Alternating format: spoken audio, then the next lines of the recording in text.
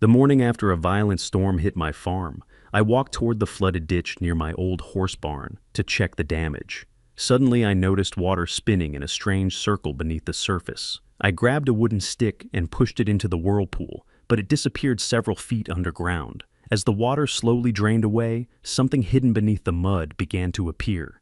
At that exact moment, my phone rang. It was my son. "Dad, is everything okay?" The storm was terrible. I stared at the ground and quietly replied, "Everything is fine." Quick pause. "I'm grateful you're still here with me. Tell me in the comments, where in the world are you watching from, city, state, or country? I read every single one. That's what keeps Revenge Dad going. This story contains fictional elements added for entertainment and educational value. Names and settings are coincidental, but the lessons are real. The branch broke with a sound like a dry whisper.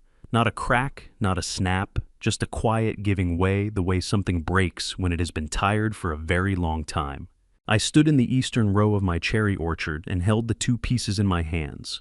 The wood inside was the color of ash. No green, no moisture, no life hiding beneath the surface, the way a sick tree sometimes holds, on storing what little it has left somewhere deep in the heartwood. This branch was finished, had been finished for a long time. I was 60 years old, and I had been walking these rows since I was 4. My name is Ethan Walker. I own 80 acres of cherry orchard in the Hudson Valley, about 2 hours north of New York City, tucked between a county road and a ridge of old hardwood forest that turns deep red every October. My father built this place with his own hands over 30 years, and when he passed, he left it to me, along with a set of worn grafting tools, a handwritten notebook full of soil measurements, and one sentence I have never been able to shake. "The most valuable thing," he told me, the last autumn he was well enough to walk the rows, "is never what you can see on the surface. It is always what lies beneath." I thought I understood what he meant when he said it. Standing in that row with a dead branch in both hands and 5 consecutive failed harvests behind me, I was no longer sure I understood anything at all. The orchard had started declining 5 years earlier, slowly at first, lower yields, thinner fruit, a few trees losing their color too early in the season, then faster. The leaves began dropping in August instead of October. Whole rows went gray by midsummer. I brought in 3 different agricultural consultants, including a team from Cornell Cooperative Extension, who spent 2 days walking the property with soil probes and moisture meters and clipboards full of forms.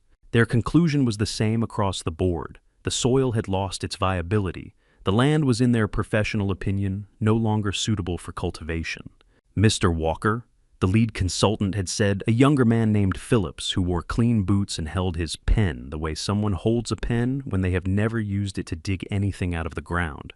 "I understand this property has sentimental value, but from an agricultural standpoint, you are looking at diminishing returns for the foreseeable future. My honest recommendation is to consider selling." I had walked him back to his car without responding. My jaw was so tight my back teeth ached. I had spent 22 years working as a geologist for mining operations across Nevada and Wyoming before I came back to take over this farm. I had read rock formations and desert canyons. I had mapped underground water systems in places where no water should have been able to exist. I had watched other men declare land dead and barren, only to find 3 feet beneath the surface exactly the thing that would have saved it. Soil does not simply die. Not healthy soil. Not soil that was producing fruit 40 years ago and 60 years ago, and as far back as anyone in this valley could remember. Something had changed, something specific, and I had not yet found it. I carried the broken branch back to the workshop at the edge of the property, a low building my father had built from salvage barnwood, still standing mostly because he had overbuilt everything he ever touched. I set the branch on the work table beside his old geological hammer and his soil notebook, which I had kept open to the same page for 3 years, the page where he had recorded the underground water readings from the eastern section of the property. The numbers on that page no longer matched what I was finding when I ran my own measurements. Something had changed underground. I just could not yet prove what. Outside, the sky had gone the color of a bruise by 5 in the afternoon. The Weather Service had been tracking a large storm system moving in from the northwest for the past 2 days, the kind of slow, heavy system that builds pressure for a week before it finally releases. The forecast was calling for sustained winds of 50 miles per hour and up to 4 inches of rain overnight, the worst storm to hit this part of the Hudson Valley in nearly 3 decades. I walked the perimeter of the orchard one last time, before dark, checking the tie-downs on the equipment covers, pulling shut the doors on the old horse barn, making sure the drainage channels along the western edge were clear. The air smelled of iron and wet leaves, and something else underneath a deep mineral cold that came up from the ground. When the pressure changed the kind of smell that old farmers around here called stone, breathed the earth exhaling before a hard rain. My chest felt tight in a way that had nothing to do with the weather. I stood at the edge of the eastern row and looked out over the orchard in the failing light. 80 acres of trees my father had planted, tended, pruned, and loved for the better part of his life.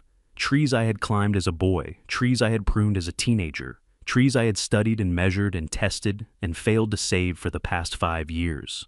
"I'm still here," I said out loud, though there was no one to hear it. The wind pushed through the bare branches and made a sound like rushing water, like something moving beneath the surface, trying to find a way out. I went inside. I did not sleep. At 3 in the morning, the storm hit the valley with everything it had. The windows shook in their frames. The old barn door I had latched twice tore open and slammed against the outer wall so hard I heard it from the bedroom. Rain came in horizontal sheets, and the oak tree at the northeast corner of the property, a tree that had been standing longer than the farm itself, groaned in a way that made my stomach drop. I sat in my father's chair in the workshop, the geological notebook open in my lap, a cold cup of coffee on the table beside me, and I listened to the storm take apart everything it could reach. By 4:30, the worst of it had moved east. By 5:15, I was pulling on my boots. The sky outside was the pale gray of old pewter when I stepped off the porch and walked into what was left of the night. Branches down everywhere. A section of fence along the southern boundary flattened. 3 trees in the middle rows had lost major limbs, and one in the western block had split straight down the center of the trunk, both halves leaning away from each other, like something that had finally given up, trying to hold itself together. I stood in the middle of the lane between the rows and felt something cold move through my chest. Not grief exactly, but something close to it. Something that sits just beside grief and borrows its weight. Then I turned toward the old horse barn, and I stopped walking. Near the base of the fence line, just east of the barn's foundation, the ground was moving. Not shifting, not settling, moving. The water pooling in the low spot beside the old drainage channel was rotating, pulling inward, spinning in a slow, deliberate circle that had nothing to do with the way water behaves after rain. My heart knocked hard against my ribs. I had seen that before. Not here. In Nevada. In the desert above a collapsed underground cavity. In places where the ground above an empty space finally gives way to the weight of water and time pressing down from above. I found a wooden stake near the fence post 4 feet long, and I pushed it into the center of the spinning water. 1 foot down, 2 feet, 3. The stake kept going. I let go, and it did not stop. It sank slowly, steadily until only 6 inches remained above the surface, and then it stopped, not because it had hit bottom, but because the current had pulled it sideways into whatever open space existed below. My hands were shaking so hard, I had to press them flat against my thighs. I had spent 22 years learning to read what the ground was hiding, and standing there in the gray light of a Hudson Valley morning, after the worst storm in 30 years, with muddy water spinning at my feet and a wooden stake disappearing into the earth my father had told me to never stop believing in, I understood one thing with a certainty I had not felt in 5 years. There was something beneath this farm, something that had been waiting a very long time to be found. The water was still spinning.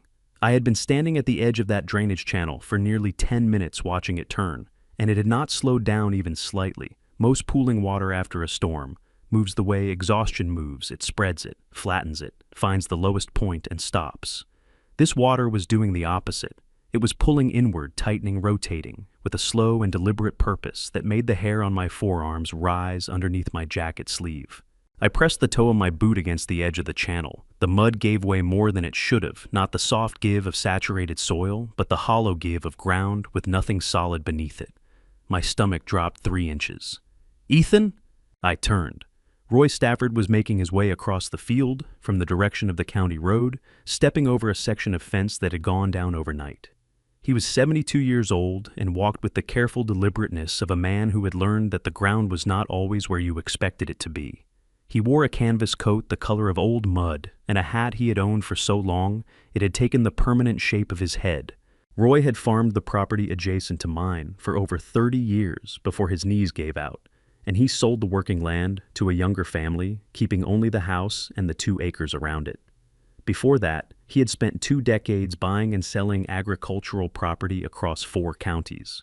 He knew this valley the way some men know the faces of their children, by instinct, by long familiarity, by the particular quality of light at different times of year. "Looks like the storm got your south fence," he called out, picking his way toward me, with both hands slightly out from his sides for balance. "Got a lot more than that," I said. He reached me and stood at the edge of the channel, looking down at the spinning water. His eyes narrowed. He did not say anything right away, which was unusual for Roy. He was a man who generally had an observation ready before he had finished arriving somewhere. "That channel drain normally?" he finally asked. "And normally it just sits," I said. "Water comes in after rain sits, evaporates. It doesn't do this."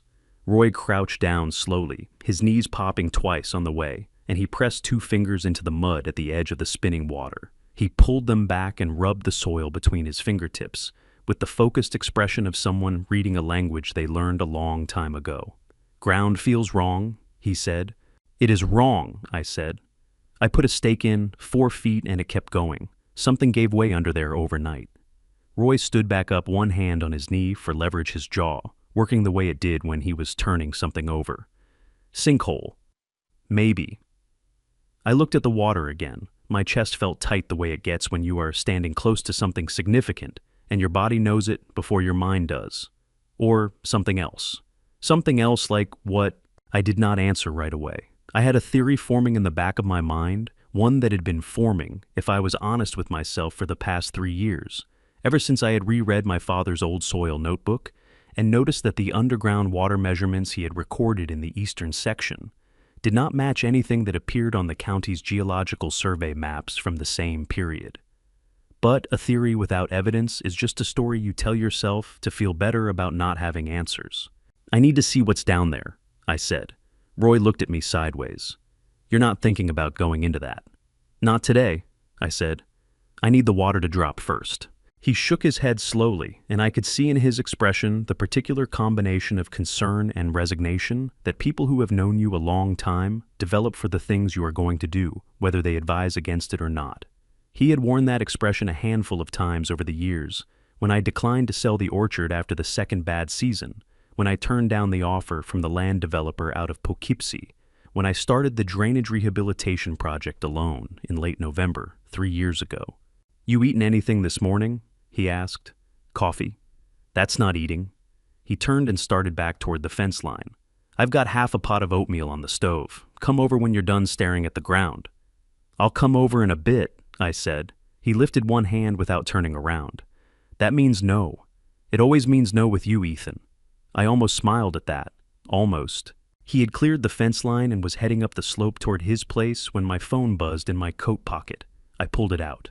Connor, my son's name on the screen with the little green phone icon pulsing beside it. Connor was 34 years old and lived in a 1-bedroom apartment in Manhattan where he worked or had worked, the last I knew at a mid-sized brokerage firm, doing something with trading accounts that he had tried to explain to me twice and that I had understood approximately none of.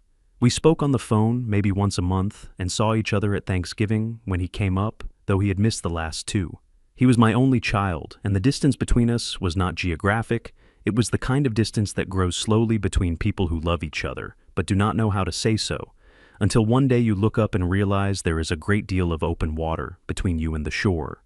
I stood in my muddy field with my storm-damaged orchard around me, and my father's spinning drainage channel at my feet, and I looked at my son's name on the phone screen for a full 4 seconds. Then I put it back in my pocket and looked at the water. I told myself I would call him back in an hour, that I needed to finish assessing the property first, that it was barely past 6 in the morning, and he was probably just checking on the farm after seeing the storm reports. All of that was true. But the other thing that was true, the thing I did not say out loud, not even to myself, was that I had not yet figured out what I was standing next to. And until I knew what this was, I did not know what I was going to say. I spent the next 2 hours walking the damage. 14 trees with significant limb loss, the south fence down for 60 feet. The equipment shed had taken a hit from a falling branch that had caved in part of the roof on the western side. The irrigation line along the northern boundary had separated at two joints, which would need to be dug up and recoupled before the ground froze again in earnest. But I kept coming back to the channel. By 8 in the morning, with pale October light finally making its way over the ridge to the east, the water level in the channel had dropped by nearly 4 inches. The spinning had slowed, but not stopped. And at the base of the channel, where the mud had pulled away from the edges as the water receded, something was visible beneath the surface. Not mud, not stone, metal.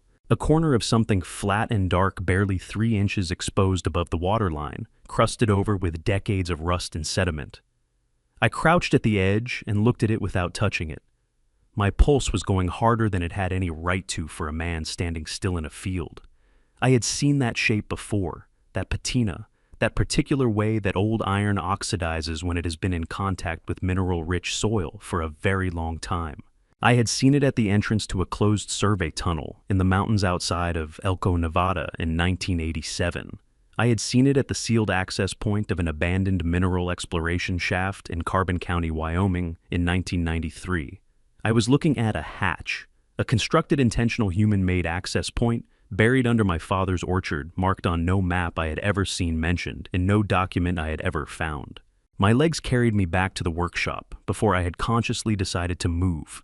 I pulled open the bottom drawer of the old filing cabinet in the corner, the one that still held my father's field documents, and I found the geological notebook. I opened it to the water measurement page, the readings my father had recorded in the eastern section, the numbers that had never matched the county survey.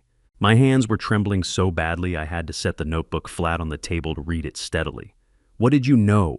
I said out loud to the empty room, to my father, to the man who had spent 30 years walking the same ground I was standing on. "What did you know that you didn't write down?" The workshop was quiet except for the wind pushing through the gap under the door. But somewhere beneath the floor, somewhere beneath the mud and the roots and the years of silence, I couldn't have sworn I heard very faintly, barely at the edge of hearing, the sound of water moving over stone.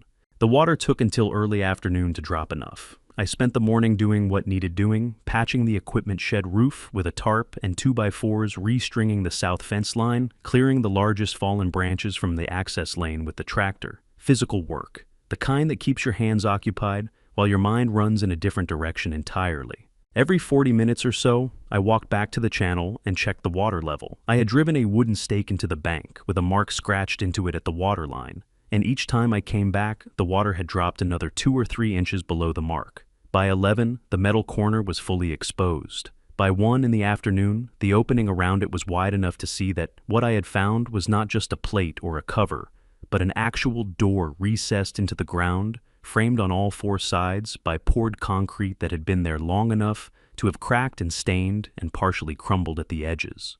I went back to the workshop and put together what I needed: headlamp, the old geological hammer from my father's toolkit, a 50-foot length of nylon rope tied to the tractor hitch as a safety line, my phone with the flashlight function active as a backup, a folding knife in my breast pocket. I had gone into abandoned mine shafts before.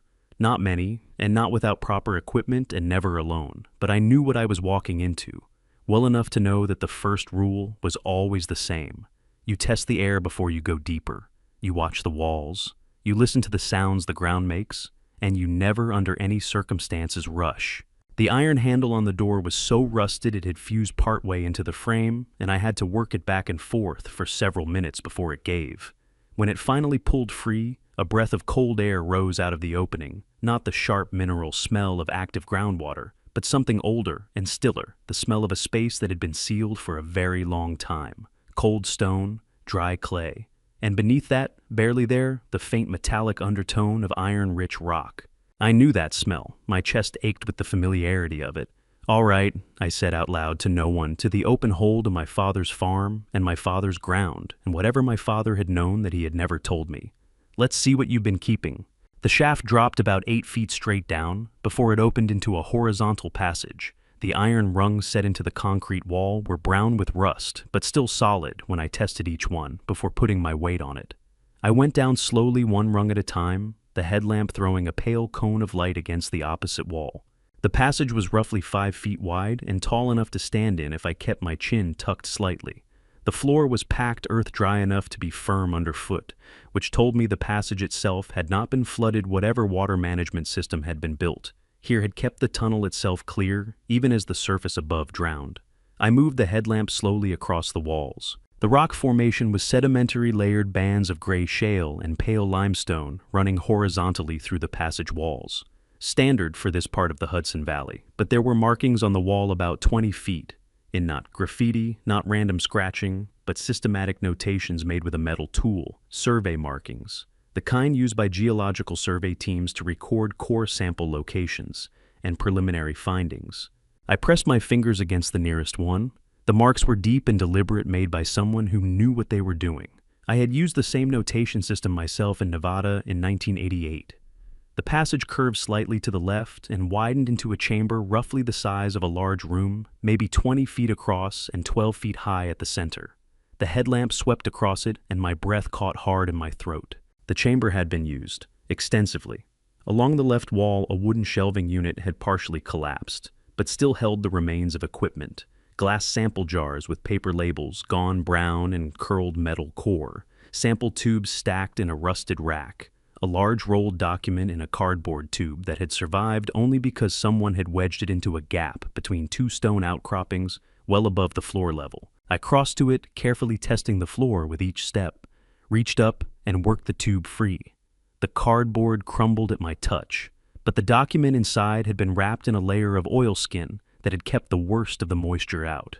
I unrolled it on the cleanest section of floor I could find, holding the corners down with loose stones. It was a geological survey map, hand-drawn detailed, dated in the lower right corner, 1943. The map showed the property, my property, the shape of it unmistakable, even in the rough hand-drawn lines, and beneath it a network of passages and chambers that extended across most of the eastern and northern sections. Notes in a cramped technical hand filled the margins. Mineral density estimates, water table measurements, and in the upper left corner, circled twice in pencil, that had faded to barely visible, two words: significant deposit. My knees wanted to give out beneath me. I locked them, deliberately pressing my feet flat against the ground, making myself breathe at a normal rate. 22 years of fieldwork had taught me that the moment you let excitement override observation is the moment you stop seeing clearly. I kept moving. At the far end of the chamber, the passage continued, and that was where I found it. The blockage.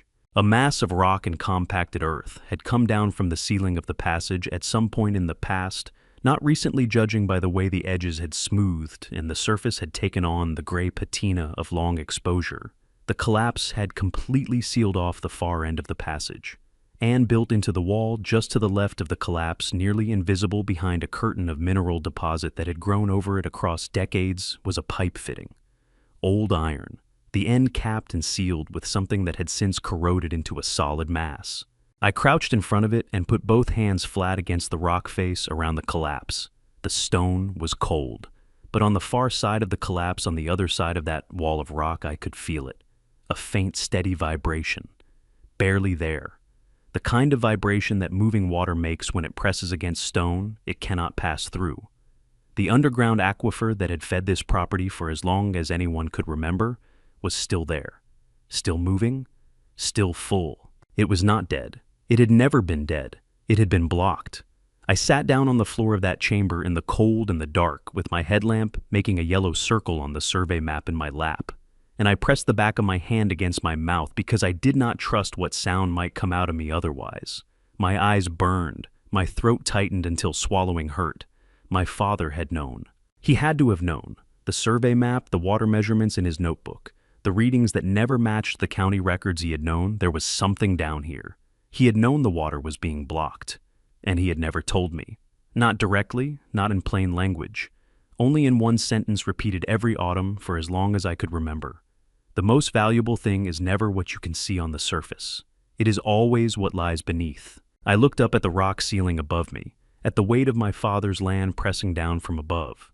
"You knew," I said, and my voice came out rough and cracked in a way I had not expected. "You knew the whole time, and you couldn't figure out how to fix it either, could you?" The chamber did not answer, but the vibration in the stone beneath my palms continued, steady, patient, insistent. The water was still moving. It had always been moving. It was just waiting for someone to clear the way.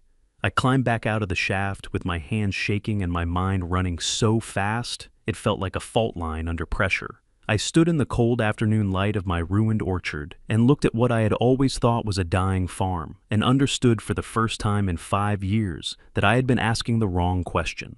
The question was never whether the land could be saved. The question was whether I had the knowledge, the time, and the stubbornness to do what needed to be done. I looked at my father's hammer in my hand, at the grafting knife he had given me still in my breast pocket where I kept it every day out of a habit I had never examined too closely. I had 22 years of mine work behind me. I had my father's maps. I had 80 acres of ground that was not dead, had never been dead, and was waiting with the particular patience of things that exist underground, the patience of stone, of water, of deep and quiet time. I pulled out my phone. Connor's missed call was still there on the screen. I looked at it for a long moment, then put the phone back in my pocket without returning it. There was work to do first. The first thing working in the mines had taught me not textbooks, not classroom instruction, but the actual work.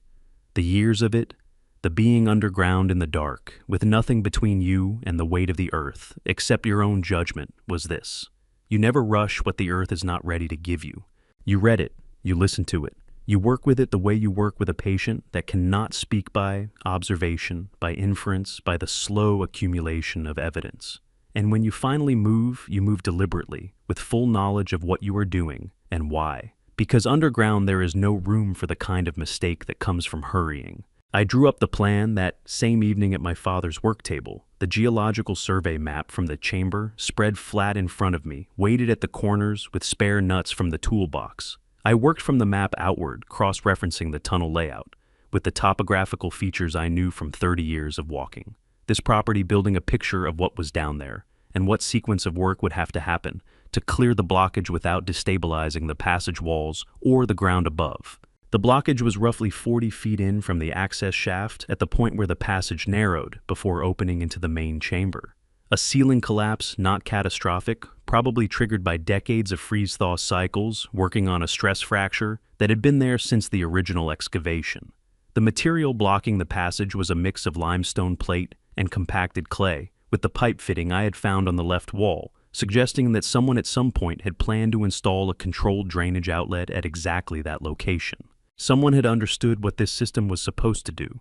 Someone had just never finished it. I worked backward from that understanding. If I cleared the blockage correctly from the top, down removing material in the right sequence to prevent secondary collapse, and then open the pipe fitting to give the backed up water a controlled outlet, the aquifer pressure on the far side should push water through the restored channel and back toward the surface root zone of the eastern orchard section.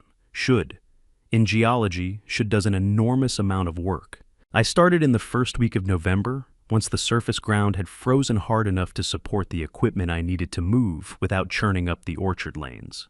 I rented a small electric winch from the hardware supply in town and rigged it above the access shaft to move material up and out.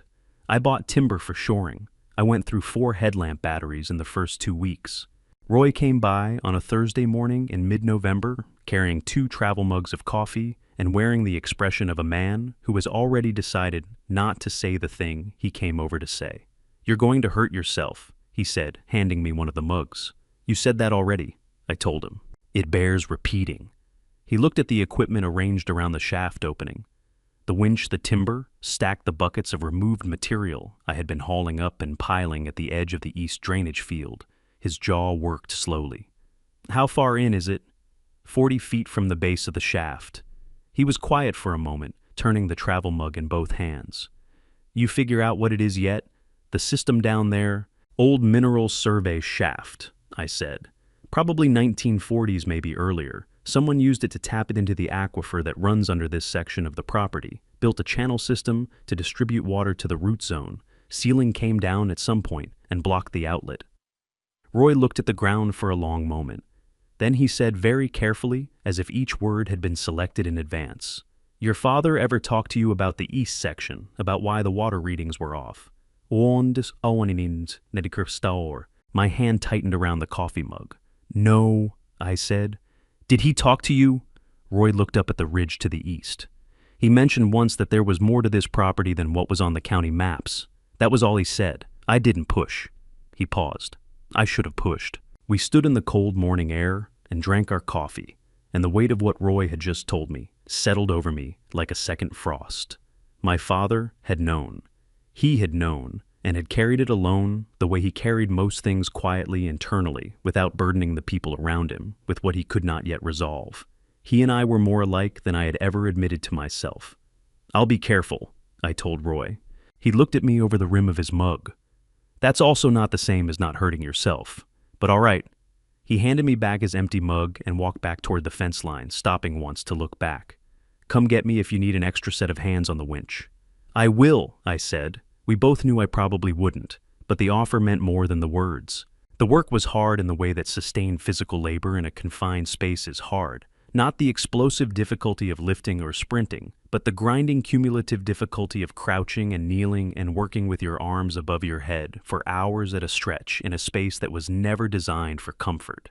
My shoulders ached every night. My knees, which had been complaining since my early 50s, staged what amounted to a formal protest by the third week of November that I addressed by wrapping them tighter and working more slowly. I removed the collapsed material, piece by piece, working from the top of the blockage down, shoring each section as I cleared it with timber, cut to fit the passage dimensions. The limestone plates were the hardest. Some of them weighed 200 pounds or more, and moving them without the right angle meant risking a secondary collapse that could trap me in the passage. I learned the geology of that blockage the way you learn the geography of a place you have lived in for years, by moving through it slowly in the dark, until its contours became as familiar as the rooms of a house. There were nights I slept in the workshop rather than walk back to the main house. Not because the distance was far, but because the work had taken everything I had, and the work table was closer than the bed. I would wake at 3 or 4 in the morning, with the headlamp still strapped to my forehead, and my father's survey map inches from my face where I had fallen asleep over it, and for a moment, just a moment, in that particular quality of darkness before full consciousness, I would feel certain he was in the room with me. Not as a ghost, not as anything supernatural, just as a presence. The particular gravity of a person you have known so well and for so long that they become part of the atmosphere of certain places. "I'm getting there," I told the workshop, and the workshop did not argue. By the middle of January, I had cleared 3/4 of the blockage and installed shoring along the full length of the restored passage. The pipe fitting had been freed from its mineral casing with careful chisel work and proved once cleaned to be in usable condition, old iron, thick-walled, with a threaded cap that I could control to regulate the flow once the passage was open. By early February, I was down to the last section of the collapse. A single large limestone plate, roughly 5 feet by 3, wedged at an angle against the passage wall and held in place by its own weight and the compacted clay around it. I had spent 2 weeks engineering the approach, where to attach the winch cable, what order to remove the surrounding material, how to position myself to get clear when the plate shifted. On a Thursday night in the second week of February, I made the last cut. The plate shifted. Then it moved. Then the winch line went taut and the whole mass came free with a sound like a long exhalation, the earth breathing out something it had been holding for decades. And then I heard it. Not faint this time, not barely at the edge of hearing. Water, moving over stone, a sound like a living thing waking up. I pressed my back against the passage wall and closed my eyes and listened to it, the rushing, tumbling, completely ordinary sound of an underground stream finding its way back to where it was supposed to go. My chest shook.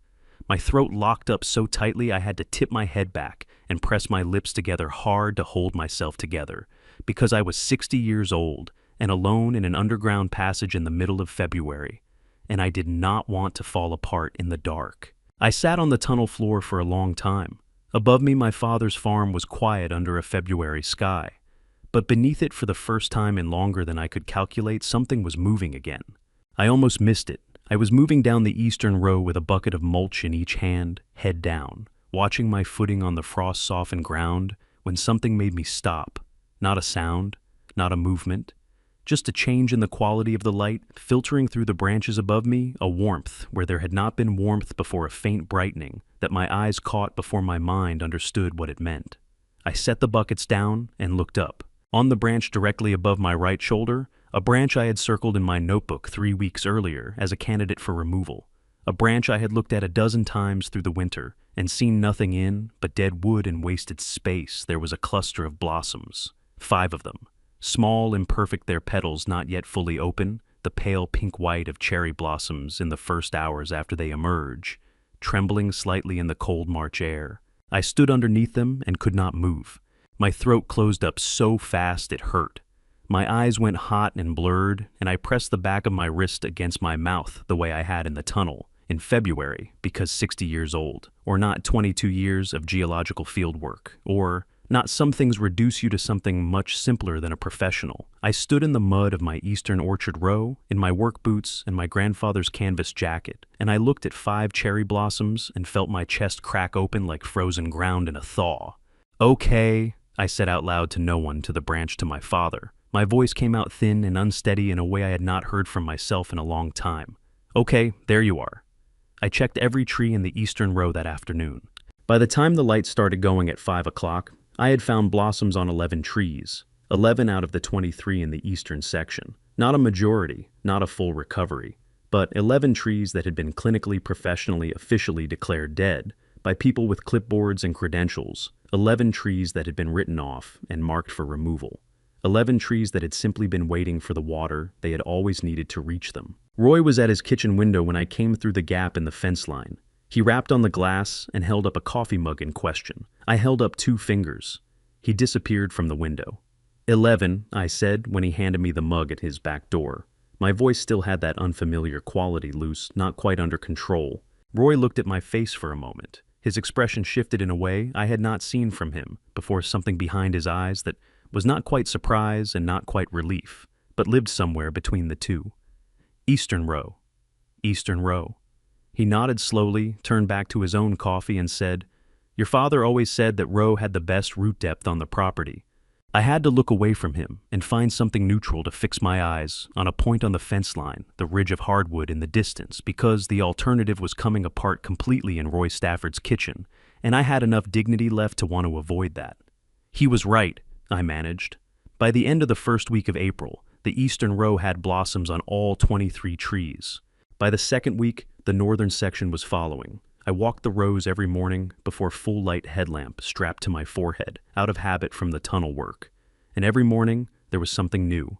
Another branch leafing out, another section of previously gray bark showing the faint green undertone of living cambium, another tree that the county report had written off, demonstrating in the most direct language available to a living thing that the county report had been wrong.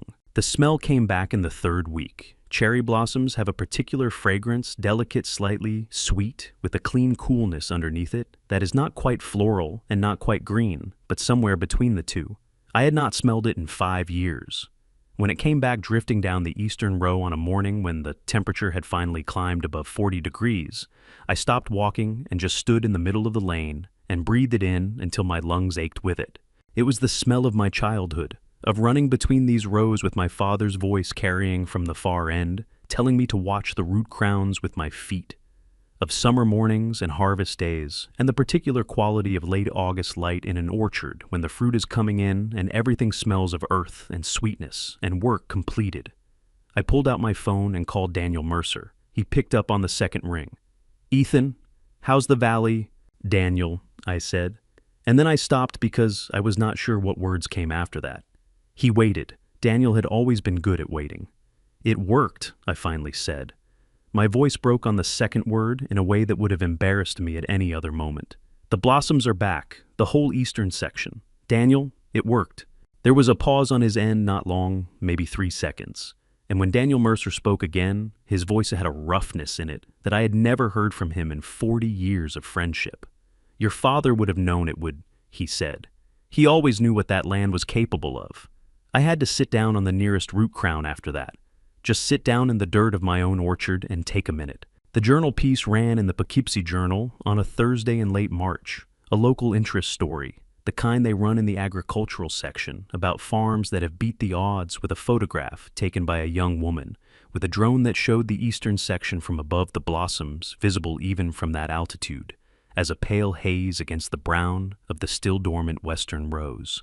The reporter was a young man named Garrett Thoreau, and genuinely curious, who had driven up from Poughkeepsie on a Tuesday afternoon and spent 2 hours walking the rows with me, asking good questions about the soil restoration work. I had been careful. I had talked about drainage improvement, about restoring underground water access, about the long process of coaxing damaged root systems back to viability. I had not mentioned the survey shaft. I had not mentioned the chamber. I had not mentioned the 1943 map or the notation in the upper left corner. But Garrett was thorough. He had done background research, and the article, when it ran, contained a paragraph that made my stomach turn over when I read it, sitting at my father's work table with my morning coffee going cold beside me. The paragraph read in part that local geological records indicated the Walker property sat above a formation of significant mineral interest that had been preliminarily surveyed in the mid-20th century, but never fully assessed. The reporter had found the County Geological Index. He had found the survey reference. I read the paragraph 3 times. Then I set the paper down flat on the table and pressed both palms against it as if I could push the words back in. I had spent 4 months working alone in the dark to bring this farm back. I had done it quietly, carefully, without drawing attention, without telling anyone more than they needed to know. My father had kept the existence of that shaft off every document he had ever filed because he understood, with the particular wisdom of a man who had watched this valley change over 60 years, that certain kinds of information attract certain kinds of its attention. And now it was in the Poughkeepsie Journal. I picked up my phone, put it down, picked it up again. There were 3 new voicemails from numbers I did not recognize, all with Manhattan area codes.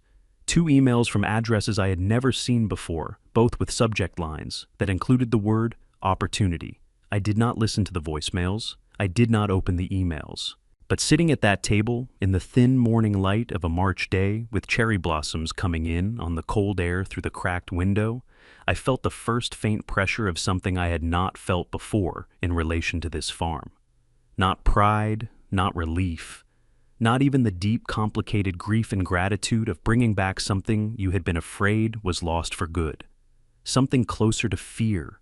3 days after the article ran a number I did not recognize, called 4 times in a single afternoon. On the evening of the 3rd day, I drove to the end of my access lane to check the mailbox and found a car parked on the county road just past the gate, a dark sedan engine running, no one visible through the tinted windows. It pulled away when my headlights hit it. I stood at my gate in the cold March dark and watched its taillights disappear around the bend in the road, and the feeling in my chest was no longer anything close to pride. That night, my phone buzzed on the bedside table at 11:47. A Manhattan number. One I did not recognize, and then 30 seconds later, a second notification, a text message from a number I did know. Connor. Hey Dad, saw the article. Looks like the old place is doing better. Maybe I should come up and take a look.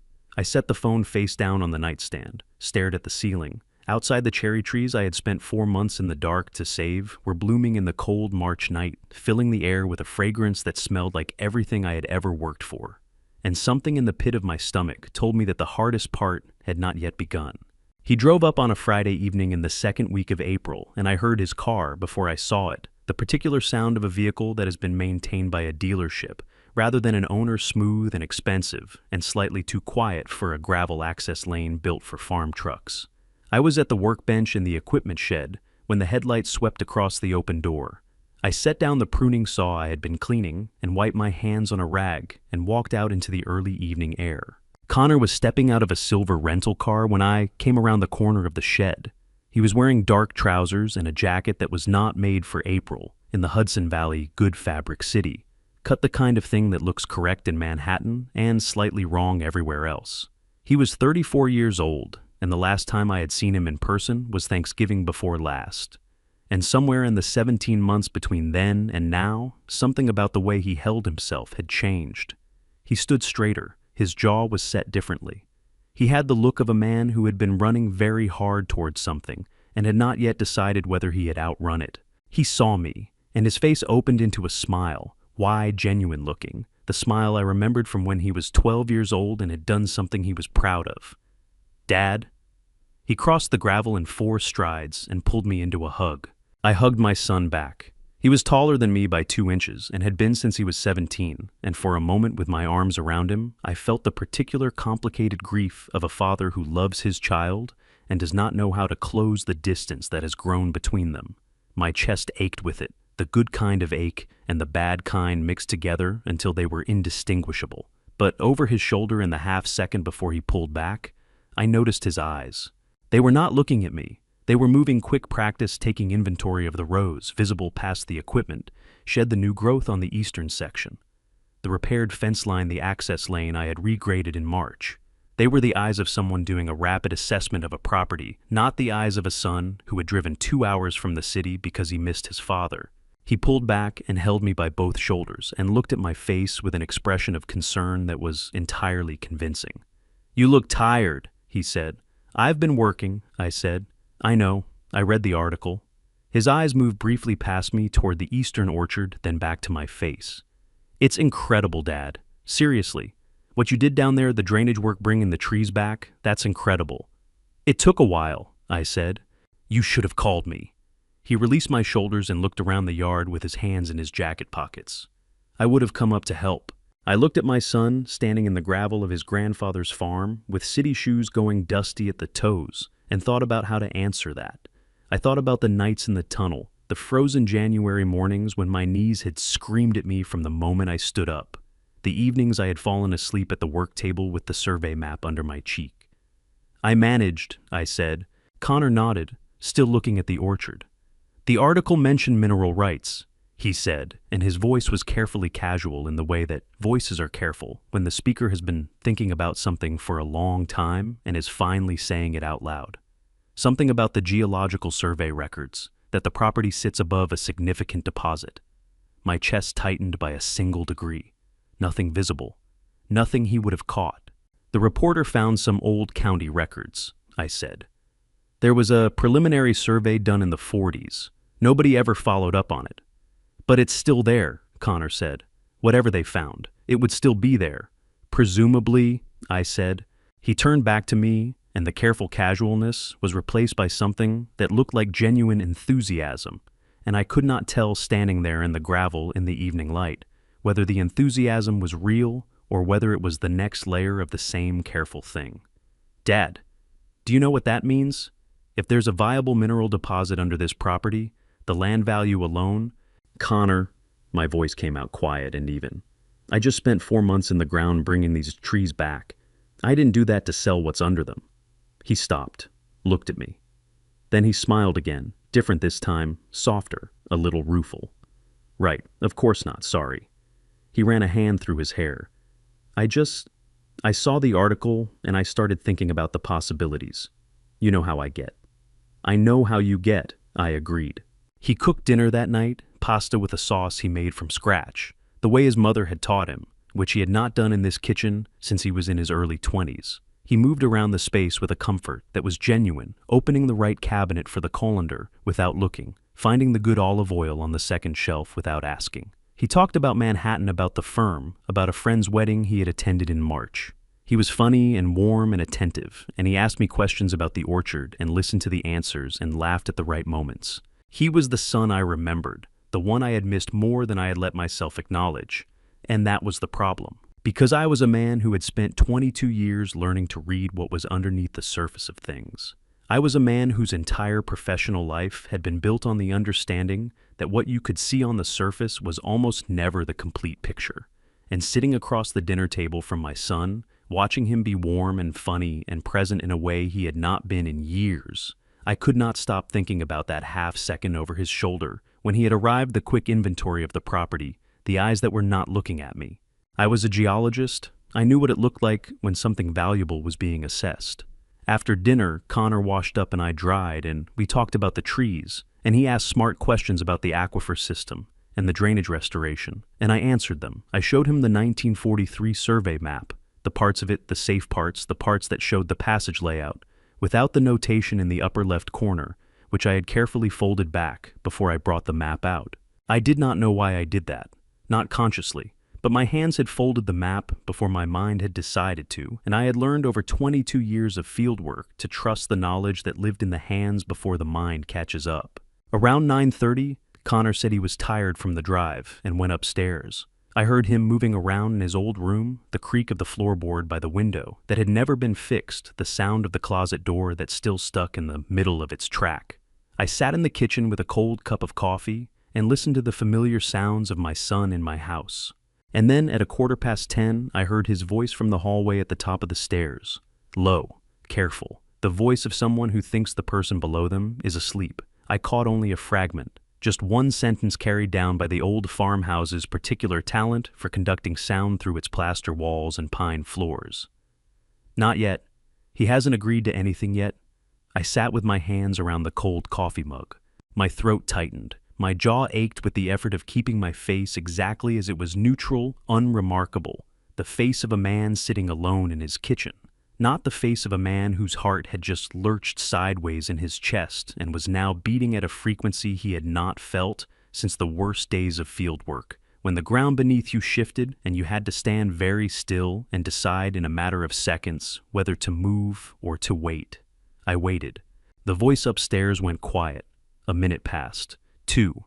I set the mug down on the table very carefully so it made no sound. Then I stood up, turned off the kitchen light, and walked to my bedroom in the dark, because I knew, with the particular certainty of a man who has spent his life reading what lies beneath that, whatever was coming, I was not going to meet it off balance. I needed to think, and I needed Connor to believe I had not heard a thing. He waited 3 days before bringing it up. I will give him credit for that much patience, because I know now that patience was the one thing Connor did not actually have. It was a Monday morning. I was pulling dead wood from the western row when he came out with 2 mugs of coffee and that particular expression people wear when they have been rehearsing something. He handed me a mug and stood beside me and looked out at the orchard for a moment as if admiring it. Then he said, "Dad, have you thought about what this place is actually worth now?" I took a sip of coffee. "It's worth what it's always been worth." That's not true anymore. His voice was careful, measured. The trees are coming back. The article is out there. And if there's a real mineral deposit under this property, Dad, we're talking about serious money, life-changing money. "I'm 60 years old," I said. "My life doesn't need changing." He let out a short breath, not quite a laugh. "You've been working yourself into the ground out here alone for 5 months. Don't you want to rest? Sell, take the money, go somewhere warm. You've earned it." I looked at him. "Your grandfather built this farm over 30 years. He didn't build it so I could sell it and go somewhere warm." Connor's jaw tightened, just slightly, just enough for me to see it. "Grandpa's gone, Dad." "I know he is," I said. "I was there." That ended the conversation for that morning. He tried again at dinner on Tuesday, softer this time, framing it as concern for my health, my knees, my isolation, out here alone. On Wednesday, he brought it up once more over breakfast this time, with a number. A figure, he said, a contact of his had suggested the property might fetch. The number was large enough that I understood immediately he had already been making calls. Each time I said no. On Wednesday night, I was in the workshop when I heard Connor's voice from the back porch. He had stepped outside, and the cold April air carried his words through the gap under the door, with the same unsettling clarity that the farmhouse always delivered sound through its old walls. His voice was different from the careful, measured tone he used with me. It was tight, urgent. The voice of a man being squeezed from the outside. "I'm working on it," he said. He won't just agree it's going to take more time." A pause, then lower. "I understand that. I know how much time I have. Just give me another week." Another pause. Longer. "I said I understand." His voice cracked slightly on the last word, just slightly the way a wall cracks before it gives. "Please." I sat at the workbench and did not move.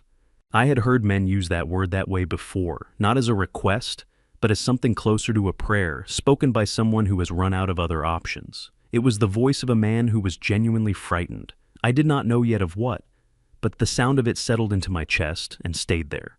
The next morning, Connor came downstairs with a box of Centrum Silver and set it on the kitchen table beside my coffee. "I noticed you were out," he said. His voice was warm again, the careful warmth from before back in place, like a coat he had buttoned back up. "You need to take better care of yourself out here." I looked at the box, silver and blue, the label familiar from years of seeing it on pharmacy shelves. A 60-count bottle. The seal appeared intact. "You didn't have to do that," I said. He sat down across from me and wrapped both hands around his mug. "I know, but I wanted to." He paused. "I'm sorry about the last few days, the selling thing. I worry about you out here alone." I looked at my son across the table, at the sincerity in his eyes, at the careful way his hands were still on the mug, not gripping, not tense, relaxed, controlled. "I appreciate the thought," I said. I opened the bottle, shook one tablet into my palm, and swallowed it with my coffee. Connor watched me do it with an expression that I read in that moment as relief. I would think about that expression many times in the weeks that followed. The first sign was my hands. I have worked with my hands my entire adult life, in mine shafts, in orchards, in cold ground and dry desert, in every kind of weather that exists between Nevada and New York. I know what tired hands feel like. I know what old hands feel like. I know the difference between the ache of honest work and the ache of something going wrong. What I felt on the morning of the third week was neither of those things. I was pouring coffee at the kitchen counter when my right hand trembled. Not dramatically, just a small, involuntary shudder that sent a thin thread of coffee over the rim of the mug and down the side. I set the pot down and looked at my hand. It was still. Normal. As if nothing had happened. I told myself it was fatigue. 4 months of tunnel work had taken more out of me than I had admitted. But the dizziness came the following morning, a slow tilting sensation, when I stood up from the breakfast table, bad enough that I had to press one hand flat against the wall to let it pass. Connor looked up from his phone and said, "Dad, you okay?" And I said yes, just stood up too fast, and he nodded and looked back down. By the end of the second week, I was losing hair. Not dramatically, just more than usual on the pillow each morning, more in the shower drain. My sleep had gone ragged and thin, full of long, wakeful stretches where I lay in the dark and felt a low, persistent nausea that had no clear source. I told myself 60 was 60. The tunnel work had been hard, bodies kept accounts. But something underneath that reasoning would not stay quiet. I had spent 22 years identifying materials by their physical properties, color, texture, density, behavior, under pressure. It was not a skill I could turn off. And for 2 weeks, something at the back of my mind had been quietly noting that the symptoms I was experiencing did not follow the pattern of fatigue or age. They followed a different pattern, one I could not quite name yet.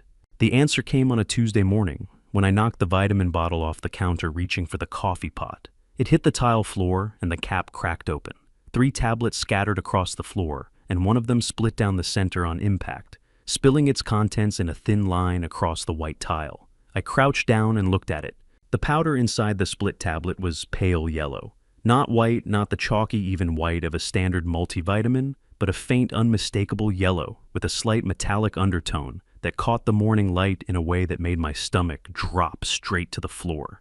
I had seen that color before, not in a pharmacy, in a mine. In the sample jars of a Nevada survey operation in 1989, when a colleague had shown me what thallium sulfate looked like before it was processed, a pale yellowish powder, nearly odorless, visually unremarkable unless you knew what you were looking at.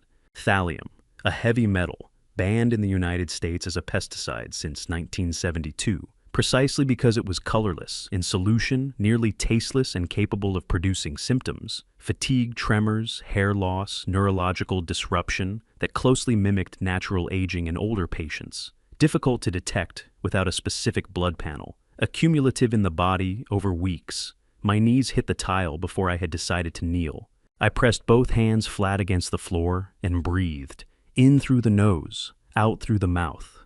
The way you breathe when the ground beneath you has shifted and you need to think before you move. Then I stood up. I went to the kitchen drawer and took out a Ziploc bag, the heavy-duty kind I used for storing soil samples in the field. I collected the spilled powder carefully, then placed the cracked tablet inside the bag. I sealed it. I took a marker from the counter and wrote on the outside in block letters the date, the time, the words, vitamin bottle Connor. 22 years of field work had taught me one absolute rule about evidence. A sample without a label is a sample without a case. I put the bag in the inside pocket of my work jacket, which I then hung on the hook by the back door, not in the workshop, not in the filing cabinet, somewhere I could reach it in 30 seconds if I needed to. Then I walked back to the counter, poured my coffee, and carried it to the kitchen table.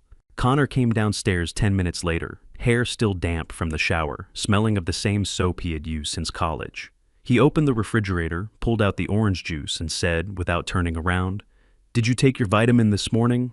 My hand was perfectly steady around the mug. "I did," I said. He poured his juice and sat down across from me and talked about the weather and whether the western row would need additional mulching before June, and I listened and responded and looked at my son's face across the breakfast table. Then I excused myself, went to the workshop, and called Daniel Mercer. He picked up on the first ring. "Ethan." His voice was easy, unhurried. "What's going on?" I kept my voice low and level. "Daniel, I need you to come down, and I need you to bring a specimen collection kit." A pause. Short 2 seconds at most. But Daniel Mercer had known me for 40 years, and he understood the difference between a casual request and the other kind. "I'll leave within the hour," he said. "Something is about to change, and once it does, nothing goes back to the way it was." Before I tell you what Daniel found when he looked closely at what Connor had been giving me every morning, comment the word farm, so I know you're still here with me. A note before we continue: parts of this story include fictional elements built for storytelling and reflection.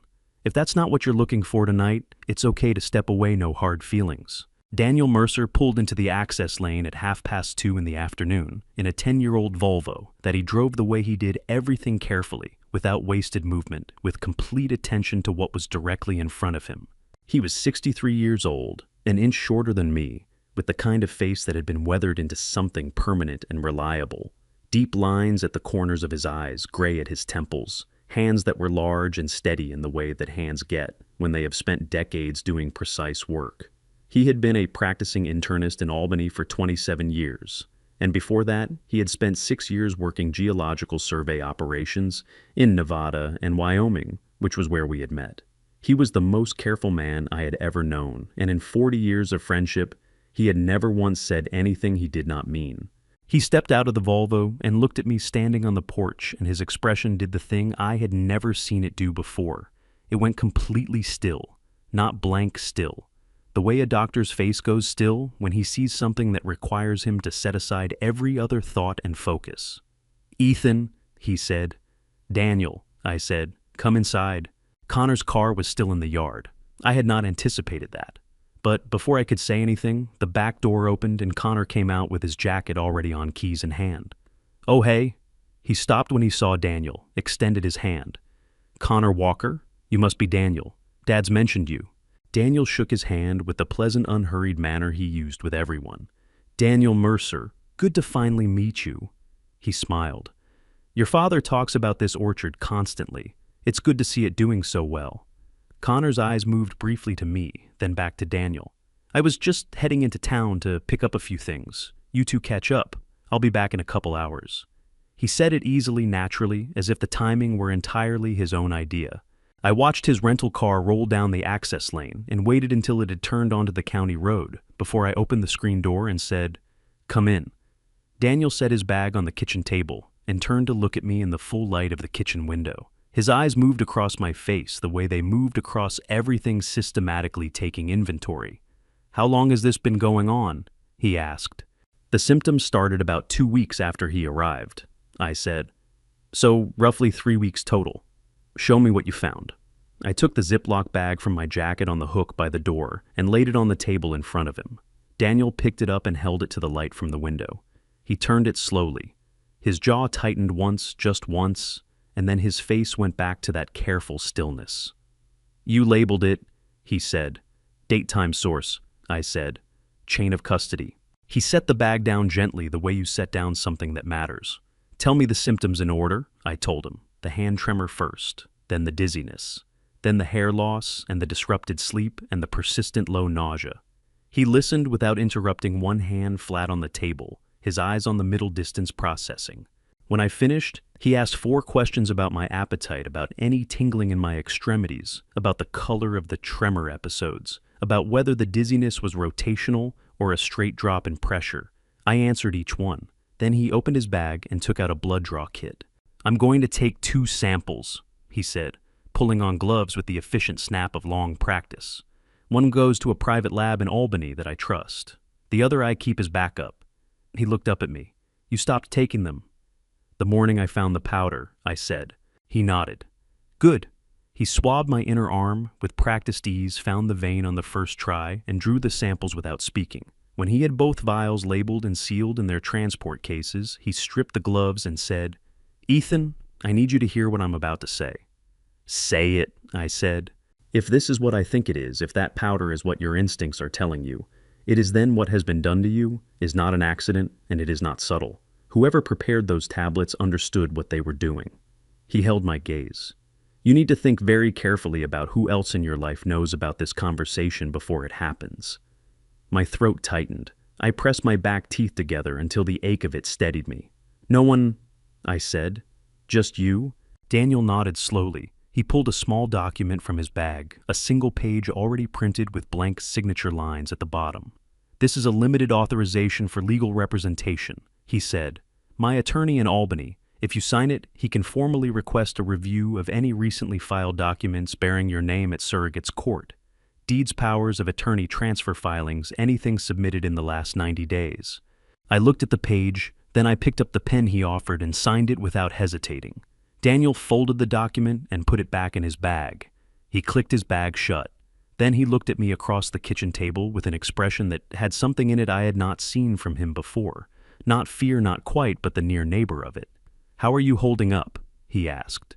My chest felt like it had a stone in it. My eyes burned at the corners, and I pressed my lips together hard before I answered, because the alternative was something I did not have time for. I'm standing, I said.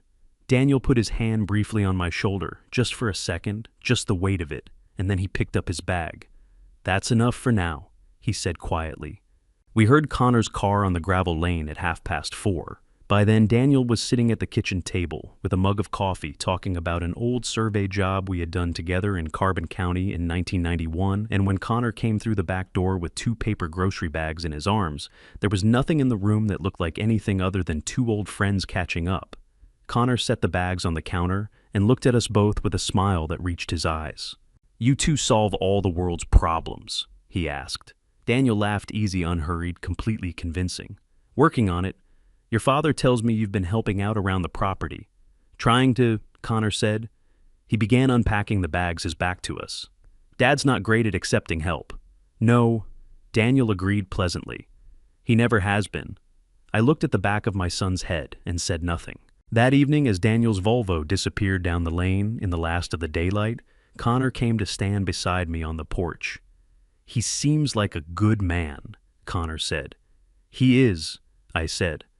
Connor put his hands in his jacket pockets and looked out at the orchard. He seemed worried about you. I kept my eyes on the road where Daniel's taillights had just disappeared around the bend. He's a doctor, I said. It's what they do.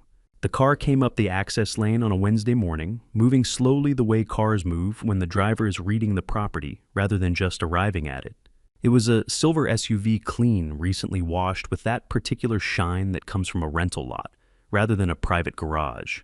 The man who stepped out was wearing a suit that cost more than my truck, charcoal gray, with a white shirt open at the collar, and he carried a leather portfolio under one arm, with the practiced ease of someone who carried leather portfolios into meetings for a living. He smiled when he saw me come around the corner of the equipment shed, wide confident, already extending his hand before he had covered half the distance between us. Mr. Walker, I'm glad you're available. He shook my hand firmly. My name is Richard Holt. I represent a private agricultural investment group based out of Los Angeles. We've been following the coverage of your property with considerable interest.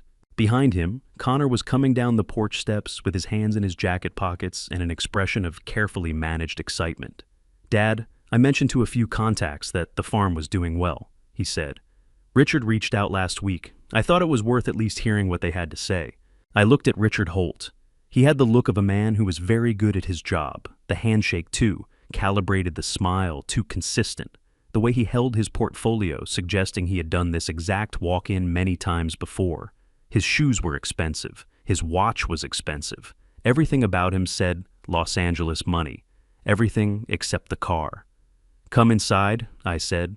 Richard Holt laid the contract on the kitchen table with the smooth efficiency of a card dealer. It was professionally printed, bound with a blue cover, and ran to 11 pages. The number on the front page, $3,800,000, was written out in full, not abbreviated, a deliberate choice. Numbers written out in full look more serious than numerals, more real. Connor sat to my left, leaning forward slightly, his elbows on the table. Dad, that's nearly $4 million, for land that 18 months ago nobody would have touched. I know what it is, I said. I opened the contract and began reading from page 1. Richard Holt talked while I read about the investment group, about their track record with agricultural properties. about the timeline for completion and the flexibility they were prepared to offer on terms. He had a good voice for it, measured and reassuring with the kind of specific detail that sounds authoritative until you realize the details are not actually verifiable.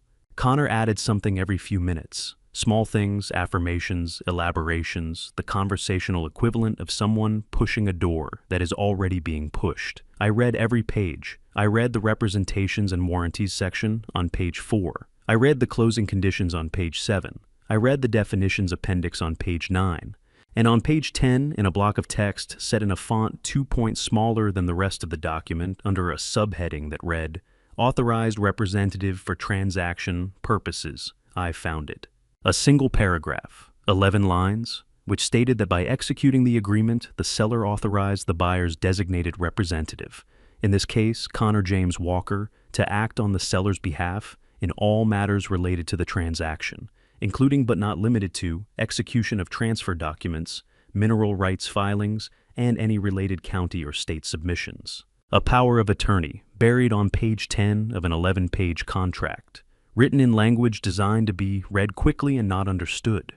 My hand was steady on the page. My face was steady. My voice when I spoke was steady.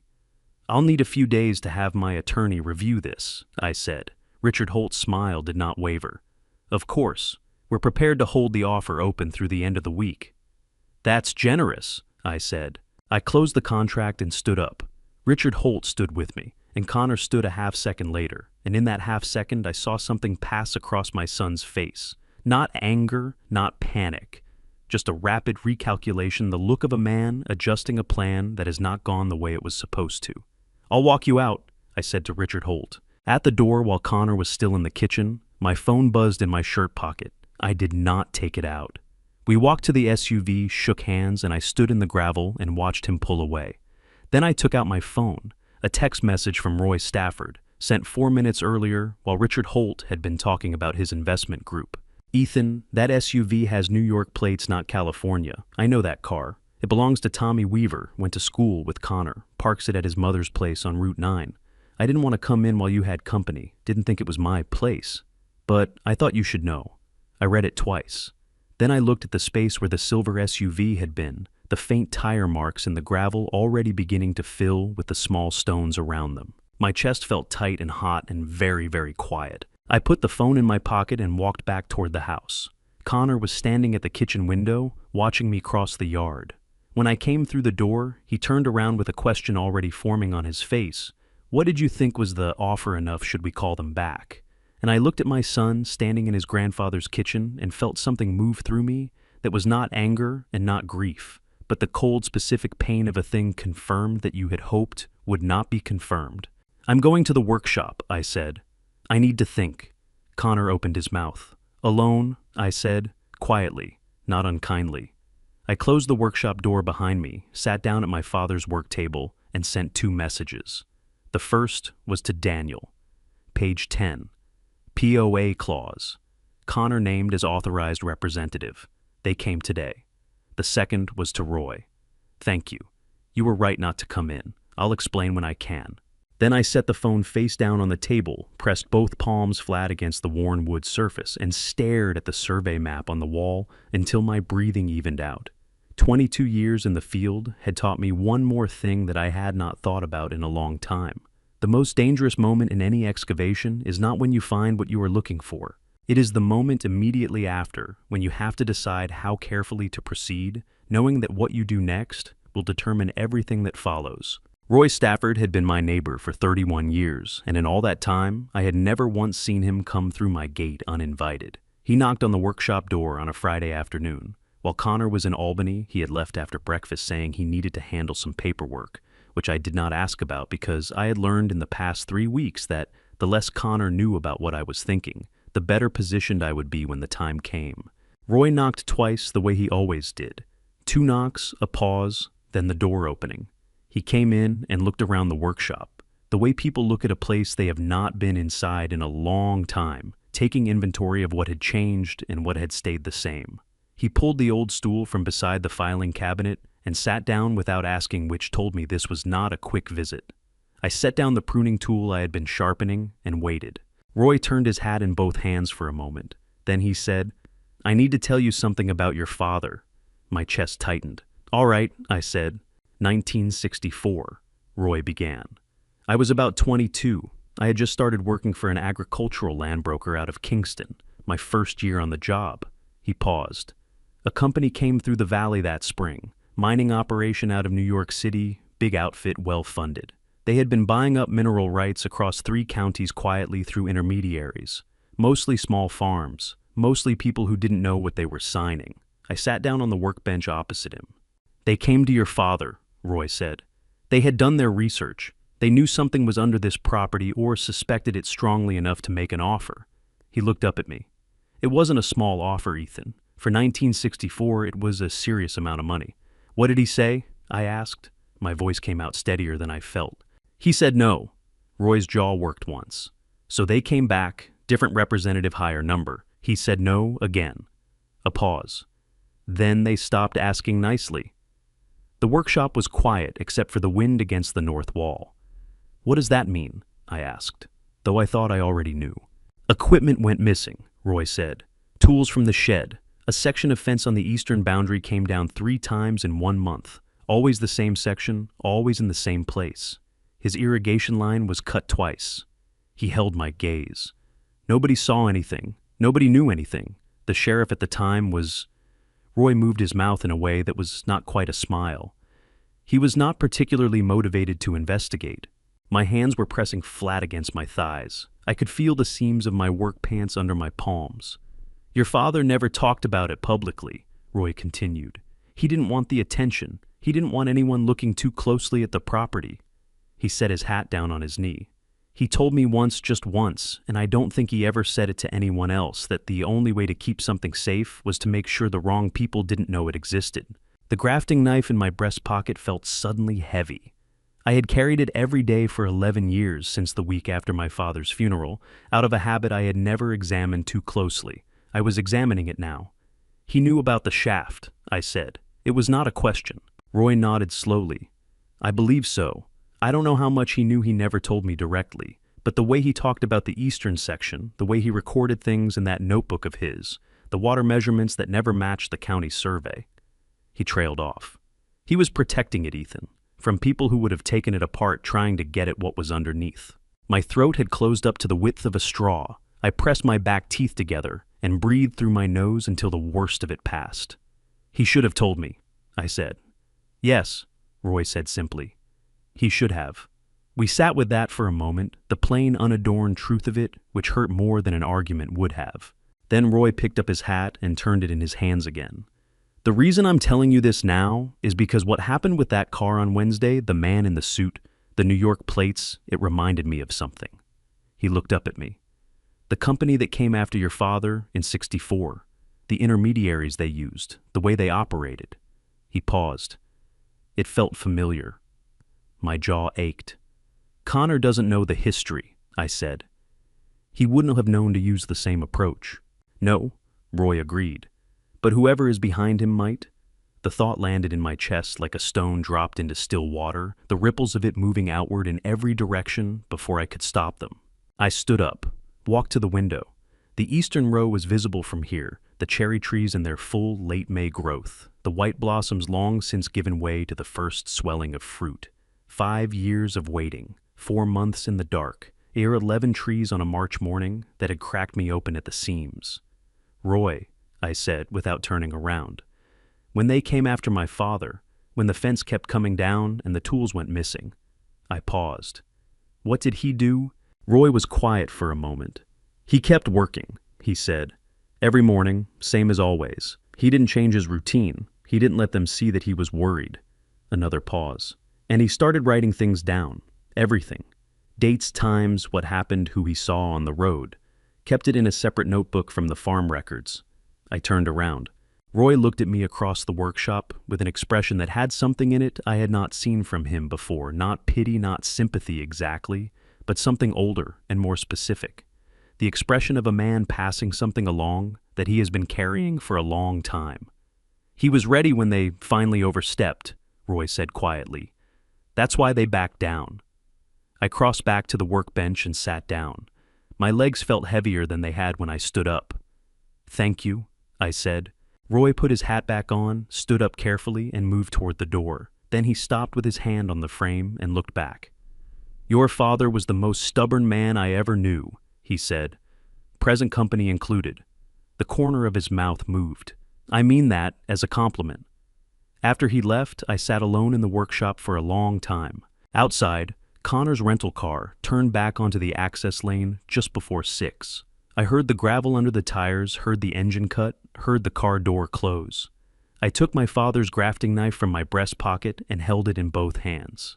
Then I put it back, stood up, and went inside to start dinner because Roy was right and my father had been right, and there was only one way to handle what was coming. You kept working, you didn't change your routine, and you made sure they never saw you coming. Daniel called at 6 in the morning. He had never called that early, not once in 40 years of friendship, not when his mother passed, not when I called him from a Nevada hospital after a tunnel accident in '93, not for anything.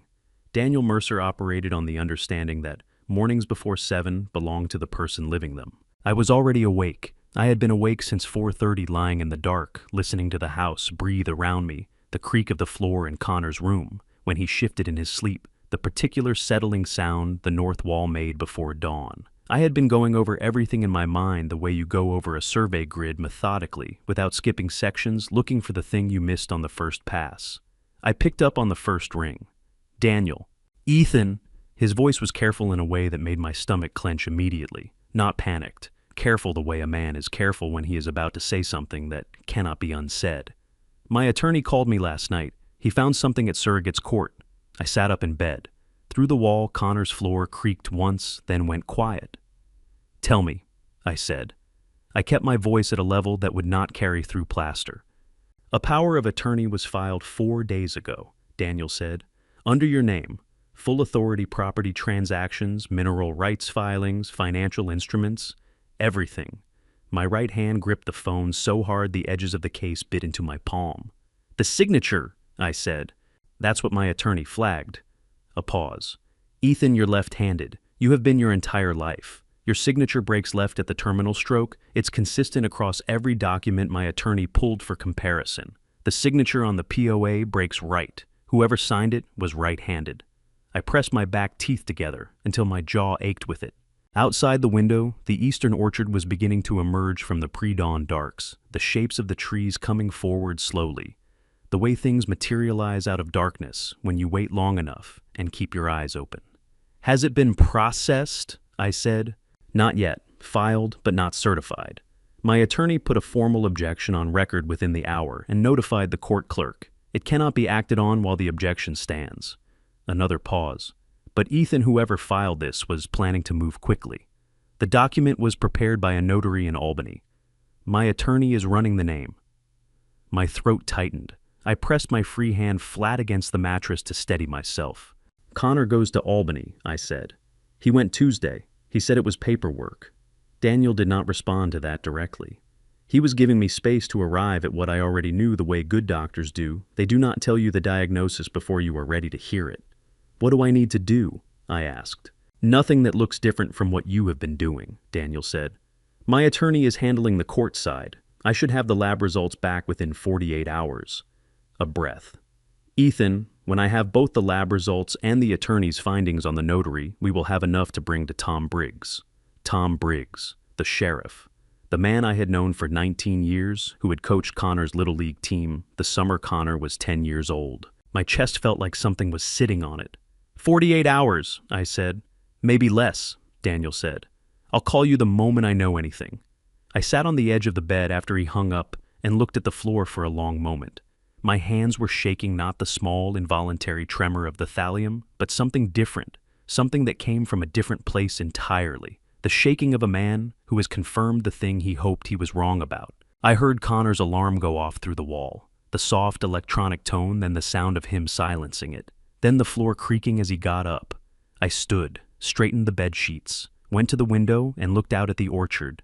In the early light, the trees my father had planted the trees. I had nearly lost the trees I had brought back in the dark and the cold, over 4 months alone.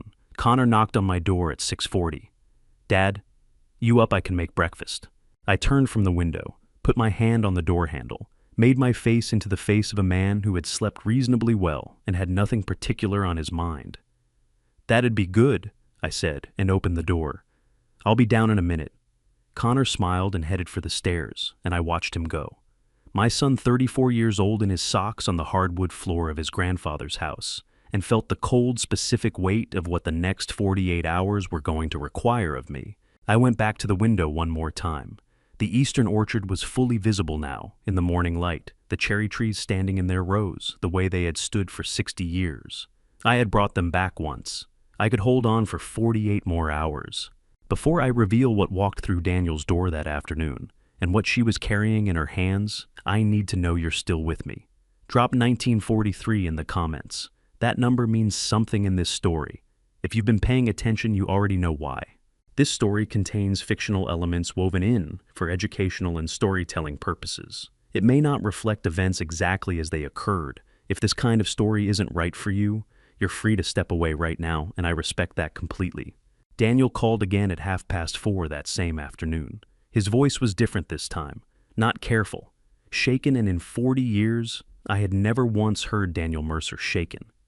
"Ethan," he said, "I need to tell you what just happened." I was in the workshop. Connor had gone out. After lunch, said he needed to make some calls, took his phone and his jacket and the rental car, and did not say when he would be back. I had been sitting at my father's work table since then, not working, just sitting with the survey map and my father's notebook, and the particular quality of quiet that comes when you are waiting for something you cannot rush. "Tell me," I said. "A young woman came to my office about 2 hours ago," Daniel said. "Her name is Leah Donovan. She's Connor's girlfriend. Or I'm not sure that's still the right word after today." My hand tightened around the phone. "She was in a bad way when she arrived," Daniel continued. Shaking, could barely get a full sentence out at first. I had her sit down, gave her water, waited. A pause. "She said she heard Connor on the phone about 4 days ago. He was in the kitchen. He thought she was asleep. She heard him talking to someone about dosage, about timing, about how many more weeks it would take." The workshop went very still around me. "She said she spent 2 days trying to convince herself she had misunderstood," Daniel said. "That she had heard it wrong or out of context, or that there was some explanation she wasn't seeing. She went over it and over it." His voice dropped slightly. "Then Connor came home on Thursday evening and looked at her across the kitchen table, and something in the way he looked at her told her she hadn't misunderstood anything." I pressed my free hand flat on the work table. The wood was warm from the afternoon light coming through the window. "She had his old phone," Daniel said. "A phone he stopped using 3 months ago, but never wiped. She had been carrying it in her bag for 2 days without knowing why. And then this morning, she looked at it and she found the messages." "What messages?" I said, though my chest already knew. Daniel read them to me. "Connor to someone saved only as MH. How many more weeks before he's too confused to contest anything?" The response, 2, maybe 3 if you increase the dose slightly. The neurological effects are cumulative. Patience is the variable here. Connor, again, I don't have patience. I have people who are going to come looking for me if this isn't resolved. I set the phone down on the work table. I did not put it down hard. I set it down carefully, the way you set down something that has just told you something you cannot unknow. Then I picked it back up because Daniel was still talking. "Ethan, are you there?" My throat had closed over completely. My eyes burned so badly I had to tip my head back and press my lips together and breathe through my nose until I could trust my voice again. It took longer than I expected. "I'm here," I said. The words came out rough and scraped like something dragged across gravel. "What did she say? At the end, what did Leah say?" Daniel was quiet for a moment. "She said..." He stopped, started again. "She said I thought he just wanted the money. I didn't know he wanted his father gone." The workshop held that sentence for a long time. Outside the window, the cherry trees stood in the late afternoon light, their branches full and heavy, with the early fruit that 4 months of darkness had made possible. The trees my father had planted, the trees I had nearly lost, the trees that were the reason any of this had started. I thought about Connor at 9 years old, running between these same rows, calling back over his shoulder, with a laugh that carried all the way to the house. I thought about the pasta sauce he had made from scratch the first night he came home. I thought about the box of vitamins on the kitchen table. And then I stopped thinking about those things because there was no version of thinking about them that did not end in a place I could not afford to be right now. "The screenshots," I said. "Does she still have them?" "She handed me the phone before she left," Daniel said. "I have it." "Keep it," I said. "Keep everything. Don't let it out of your possession." "Already done." A pause. "Ethan, I need you to listen to me. The lab results will be back tomorrow morning. Combined with the POA filing the screenshots and Leah's statement, we have enough. We need to call Tom Briggs." I looked out at the orchard. I looked at the grafting knife on the work table beside my father's notebook. "Tomorrow," I said, "when the lab results come, we do it right." Daniel said, "All right." After I hung up, I sat in the workshop until I heard Connor's car on the gravel lane. Then I stood up, put my father's knife in my breast pocket, and went inside to start dinner. Same as always. The lab report came back on Sunday morning. Daniel called at 7:43. I was already in the kitchen, already dressed, already standing at the counter with a mug of coffee I had not yet touched. I had not slept. Not really. I had lain in the dark and gone through everything in a sequence the way you go through a geological survey before you commit equipment and time to it, looking for the thing you have not accounted for. I picked up before the second ring. "It's confirmed," Daniel said. He said it quietly. The way doctors say the hard things, not softly because softness implies the thing might not be true, but quietly because the person on the other end needs to hear the words clearly and without distortion. "Thallium sulfate," he continued. "The concentration in your bloodstream is above the threshold for acute toxicity. Not critically, you are not in immediate danger, particularly since you stopped taking the tablets. But, Ethan, if you had continued for another 2 to 3 weeks at the dose you were receiving, we would be talking about permanent neurological damage, tremors that do not resolve, cognitive effects that do not reverse." I set my coffee mug down on the counter. Thallium sulfate, a heavy metal odorless and nearly tasteless in compound form, banned in the United States as a commercial pesticide in 1972, precisely because its symptoms, fatigue, tremor, hair loss, disrupted cognition, mirrored the natural deterioration of age in older patients. Difficult to identify, without a blood panel specifically ordered to look for it. Accumulative. Patient. The perfect thing to give a 60-year-old man who lived alone and had been pushing himself hard for months. The kind of thing that a doctor might attribute to overwork, to aging, to the body's natural accounting finally coming due. "Ethan," Daniel's voice pulled me back. "Are you still taking the tablets he gave you?" "No," I said. "I stopped the morning I found the powder." A pause. "But Connor doesn't know that." "How are you managing it?" "I bought a bottle of the real thing at a pharmacy in Rhinebeck 2 weeks ago," I said. "Different store, paid cash. Every morning I take a tablet from my bottle and put it in my shirt pocket before I come downstairs. Connor watches me open the original bottle and shake one out. I palm it and take the real one later." A silence on Daniel's end, not long, but present. "That was smart," he said. "It was necessary," I said. Upstairs I heard Connor's alarm go off. The same soft electronic tone as every morning, the same sound of him silencing it, the same creak of his floor as he got up. In 20 minutes, he would come downstairs with his hair still damp and ask if I had taken my vitamin, and I would say yes, and it would be the last time I said it. "Daniel," I said, "call Tom Briggs. Tell him we need to meet today. Tell him to bring whatever he needs to bring." I paused. "And tell him to come afternoon. I need the morning." "What do you need the morning for?" I looked out the kitchen window at the eastern orchard in the early light, at the rows of cherry trees standing in the June air, their branches heavy with fruit that was still 3 weeks from being ready to pick. "I need to go over everything one more time," I said. "Every piece, in order. I need to know that when I put this in front of Tom Briggs, I have not missed anything." "You haven't missed anything," Daniel said. "I know," I said, "but I need to know it in my bones, not just in my head." Daniel understood that. He had always understood the difference. "I'll call Tom," he said. "Noon." I hung up and stood in the kitchen with my hands on the counter and my eyes on the window and the trees beyond it, and I let myself feel for exactly 1 minute the full weight of what the past 6 weeks had been. The shaking hands, the dizzy mornings, the nights lying awake listening to my son sleep through the wall while I cataloged everything he had done. I let myself feel it. Then Connor's feet hit the floor upstairs, and I straightened up, and I turned to the stove, and I started making breakfast. At 6:58, Connor came downstairs, looked at the eggs on the stove, and said, "You didn't have to do that." "I know," I said. He sat down, poured himself coffee. Then, right on schedule, he glanced at the vitamin bottle on the counter. "Did you take your—" "Already did," I said. I set a plate in front of him. "Eat while it's hot." He smiled, picked up his fork. I sat across from him and ate my eggs and talked about whether the western row needed another round of mulching before harvest.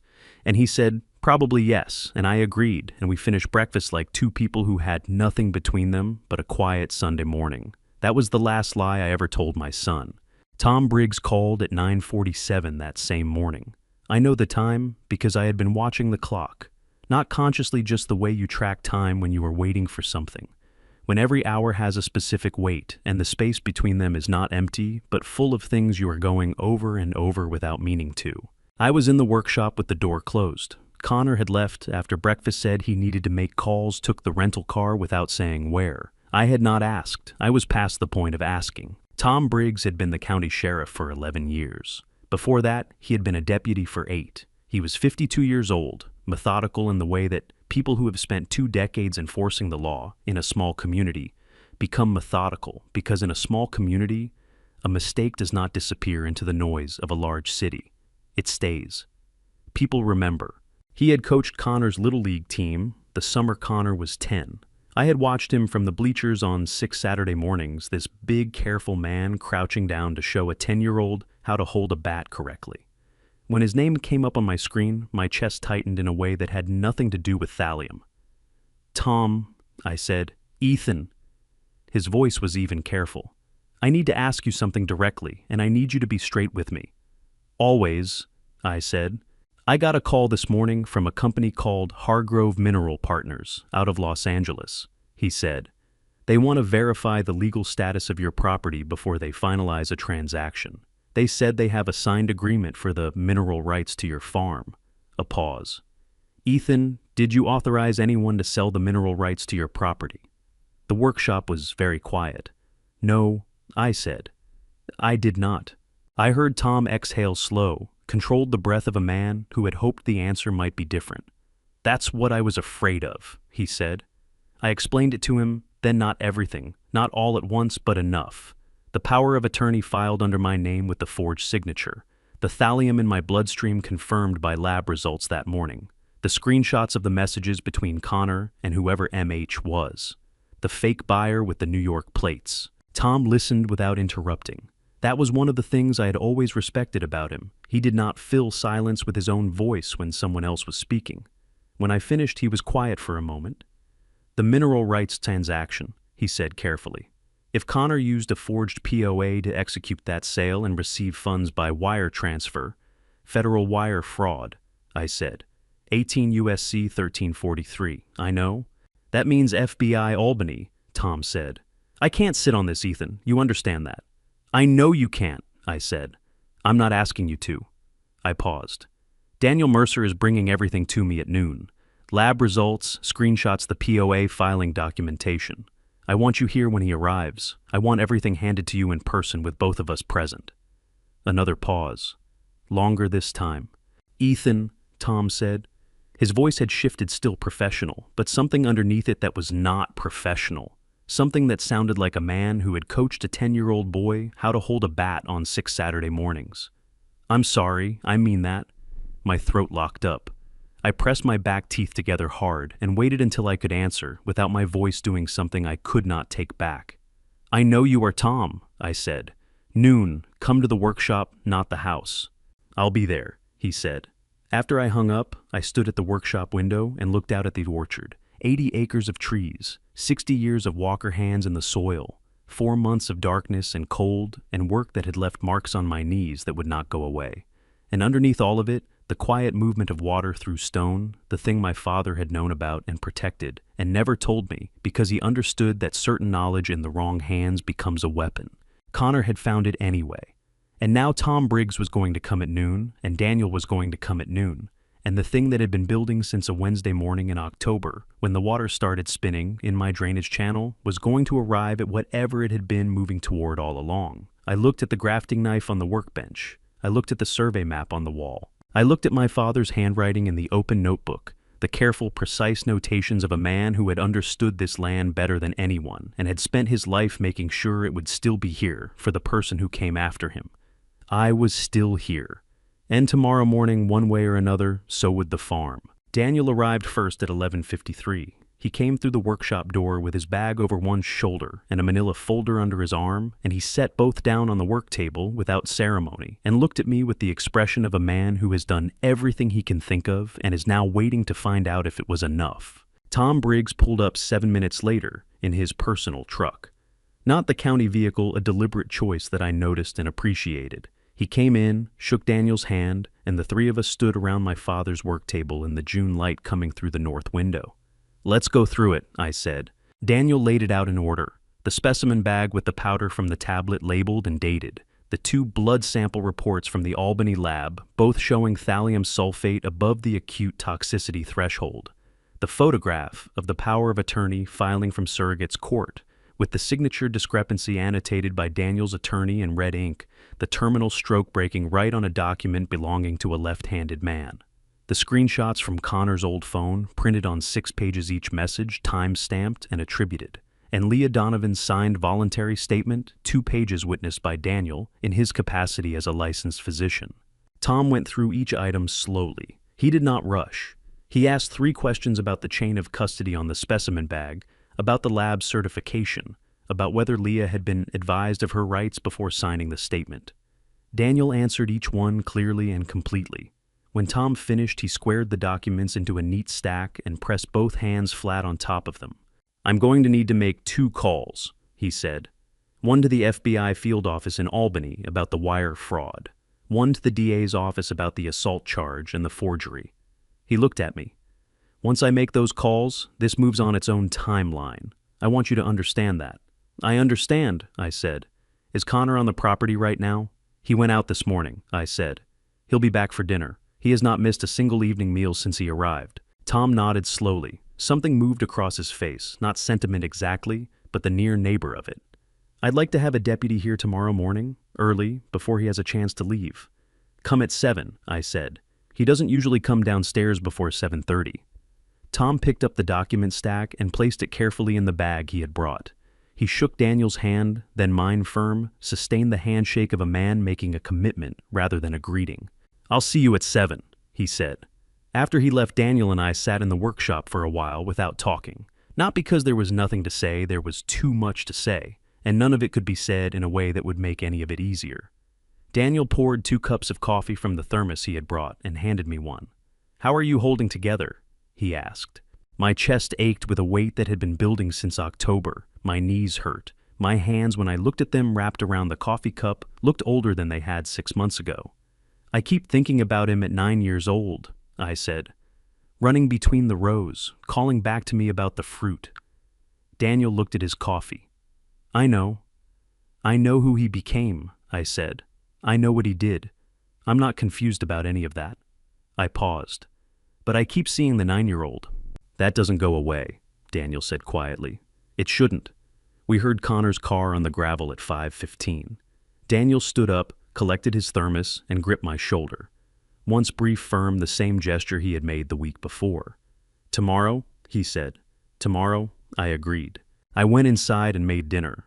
Chicken roasted potatoes, the green beans from the garden that Connor had said he liked when he arrived. I set the table the way I always set it, 2 plates, 2 glasses, the salt and pepper in the center. Connor came in smelling of the outside air and washed his hands at the sink and said the orchard was looking good from the road. I said I thought so too. We ate. He talked about a friend in the city who was getting married in September and asked if I might come down for it. I said maybe I would look at the harvest schedule. He did the dishes. I dried. We talked about the weather coming in later in the week. At 9 o'clock he said he was tired and went upstairs. I sat at the kitchen table for a long time after his light went out. The house was quiet except for the sounds it always made. The north wall settling the refrigerator, cycling the distant sound of wind moving through the orchard rows. I took my father's grafting knife from my breast pocket and set it on the table in front of me. I had carried it every day for 11 years, through the 5 years of watching the orchard die, through 4 months in the dark, through 6 weeks of watching my son dismantle everything in it from the inside out. I looked at it on the table for a long time. Then I picked it up, put it back in my pocket, and went to bed. Tomorrow was going to require everything I had. I intended to be ready. I did not raise my voice. I had made that decision the night before, sitting alone at the kitchen table after Connor's light went out upstairs. Whatever happened that morning, I would not raise my voice. Not because I was not angry, I was angry in a way that had no clean word for it. A cold, deep anger that had been sitting at the bottom of my chest for 6 weeks, like a stone at the bottom of a well. But anger was not what the morning required. What the morning required was clarity. I came downstairs at 6:15 and laid the documents on the kitchen table, not arranged dramatically, just placed. The lab reports, the POA photograph with the annotated signature, the printed screenshots, Leah's statement, the Ziploc bag with the powder still labeled in my own handwriting. I made coffee. I stood at the counter and drank it and watched the eastern orchard come forward out of the early light, the cherry trees taking shape the way they always did at this hour, slowly the darkness releasing them one branch at a time. Tom Briggs's truck was parked at the end of the access lane out of sight from the house. He had texted at 6:58. "Here, take the time you need." Connor came downstairs at 7:22. He was in his socks again, hair not yet combed, carrying his phone in one hand. He came around the corner into the kitchen and stopped. He looked at the table. His face did not collapse immediately. That was the thing I had not anticipated how long it took. He stood in the doorway in his socks on his grandfather's hardwood floor and looked at the documents spread across the table, and for a full 4 seconds his expression did not change at all, as if his mind was still insisting that what his eyes were showing him could not be what it appeared to be. Then his phone slipped from his hand and hit the floor, and he did not pick it up. "Dad," he said. His voice had lost its shape. It came out thin and unsteady, stripped of everything that had made it so convincing for the past 6 weeks. "Dad, I can..." "Sit down, Connor," I said. He sat. Not the confident city-polish sitting of the past 6 weeks. He dropped into the chair, the way something drops when the structure holding it up gives way all at once. His elbows went to the table, and his hands went to his face, and I heard him pull in a breath that shook on the way in and shook on the way out. I sat across from him. I kept my hands flat on the table on either side of the documents. "I'm not going to ask you to explain it," I said. "I don't need an explanation. I have everything I need right here." I paused. "What I want to know is one thing. Did you understand what you were doing to me? Not the farm, not the mineral rights. To me." Connor lowered his hands from his face. His eyes were red at the rims, his jaw working the way it did when he was trying to hold something in that was too large to be held. "Yes," he said. The word came out barely above a breath. I knew. Something moved through my chest at that. Not the cold anger, something older and worse than that. The particular grief of a confirmation you had not wanted confirmed. "Why," I said. His face crumpled then, completely the way a face crumples when the last thing holding it in place lets go. His shoulders came forward and a sound escaped him that I had not heard from my son since he was very small. The sound of someone crying from a place too deep for ordinary crying to reach. "I was so scared," he said, and his voice was wrecked, broken into pieces. "Dad, I was so scared. The people I owed, they weren't going to wait. They weren't going to they were coming to find me, and I didn't know what they would." He pressed his hands against his eyes. His whole body was shaking now, shoulders heaving. "I couldn't see any other way out. I know that doesn't..." He couldn't finish. He sat at his grandfather's table and shook with the weight of what he had done. I looked at my son. I looked at him for a long time. Then I stood up and walked to the back door and opened it, and Tom Briggs came in with his deputy behind him. Connor looked up when he heard the door. He saw Tom and the deputy and went very still, the stillness of someone who has been running hard and has finally stopped, not because they chose to, but because there is nowhere left to run. Tom read him his rights in a steady, careful voice, the same voice he had used for 11 years in situations like this one. Connor did not speak. He stood up when Tom asked him to stand, and he put his hands where Tom asked him to put them, and when the deputy walked him toward the door, he turned once and looked back at me. I held his gaze. I did not look away. I did not look after him when they went out. I stood in my father's kitchen and listened to the sound of the vehicles on the gravel lane until I could not hear them anymore. Then I went upstairs. I went into Connor's room to gather a few things to send. After him, his good jacket, his charger, the paperback on the nightstand. I opened the drawer of the small desk by the window to look for his wallet, which he sometimes left there. The wallet was not in the drawer. What was in the drawer was a single folded sheet of paper, handwritten, Connor's handwriting, which I would have known anywhere. The particular way he formed his letters, the slight leftward lean, he had never corrected despite every teacher's attempt. The paper was soft at the folds the way paper gets when it has been opened and closed many times. I sat on the edge of his bed and unfolded it. He had written it in pieces. The handwriting changed pressure and angle partway through, the way writing changes when it is picked up and put down across different nights. He wrote about the debt first, $1.2 million, the names of the people holding it, the threats that had started 6 months ago and escalated into something he could not describe on paper. He wrote about the nights he had not slept lying awake, running numbers that never came out, looking for an exit that was not there. And then near the bottom of the page, one paragraph about me. I kept telling myself you would understand if you knew how scared I was, that you of all people would know what it feels like to be underground in the dark with no clear way out. I told myself that so many times I almost believed it, but I never gave you the chance to tell me if it was true. That's the part I can't explain even to myself. I think I knew what you would say. I think I knew you would find another way. And I think I was afraid that if you did, I would have to live with what I'd already started. I sat on my son's bed for a long time. The morning light came through the curtains. He had hung himself the summer he was 16, the same curtains still there. Outside the window, the cherry trees stood in the June air. I folded the letter carefully, placed it in its original folds, put it in a clean envelope from the desk drawer, and wrote my attorney's name on the front. Not Briggs, my attorney, because the letter was not mine to decide about. It was evidence or it was not, and that was not a decision for a father to make about his son. I went downstairs. I put the envelope in my jacket pocket beside the grafting knife, and I went out to the orchard because the trees needed checking and the day was not going to stop for any of this, and neither I had decided was I. The red stake came out of the ground on a Tuesday morning in November. I pulled it out myself, before sunrise, before anyone else was awake. It did not come out easily. It had been driven deep, and the freeze and thaw of the past winter had worked it further in the way the earth takes hold of things that stay in it long enough. I had to work it back and forth for several minutes before the ground released it. I held it in both hands in the dark and looked at the words stamped across it. Unsuitable for agriculture. Then I carried it to the burn pile at the edge of the equipment field and set it on top and walked back to the orchard without looking behind me. The summer had been the hardest kind of hard. Not the hard of physical work, which I knew how to carry, but the hard of absence and consequence and the particular silence that settles into a house when someone who used to be in it is gone. Marcus Hale, the Albany attorney, who had prepared the forged power of attorney, was facing criminal charges of his own conspiracy and fraud, his license to practice suspended pending the outcome.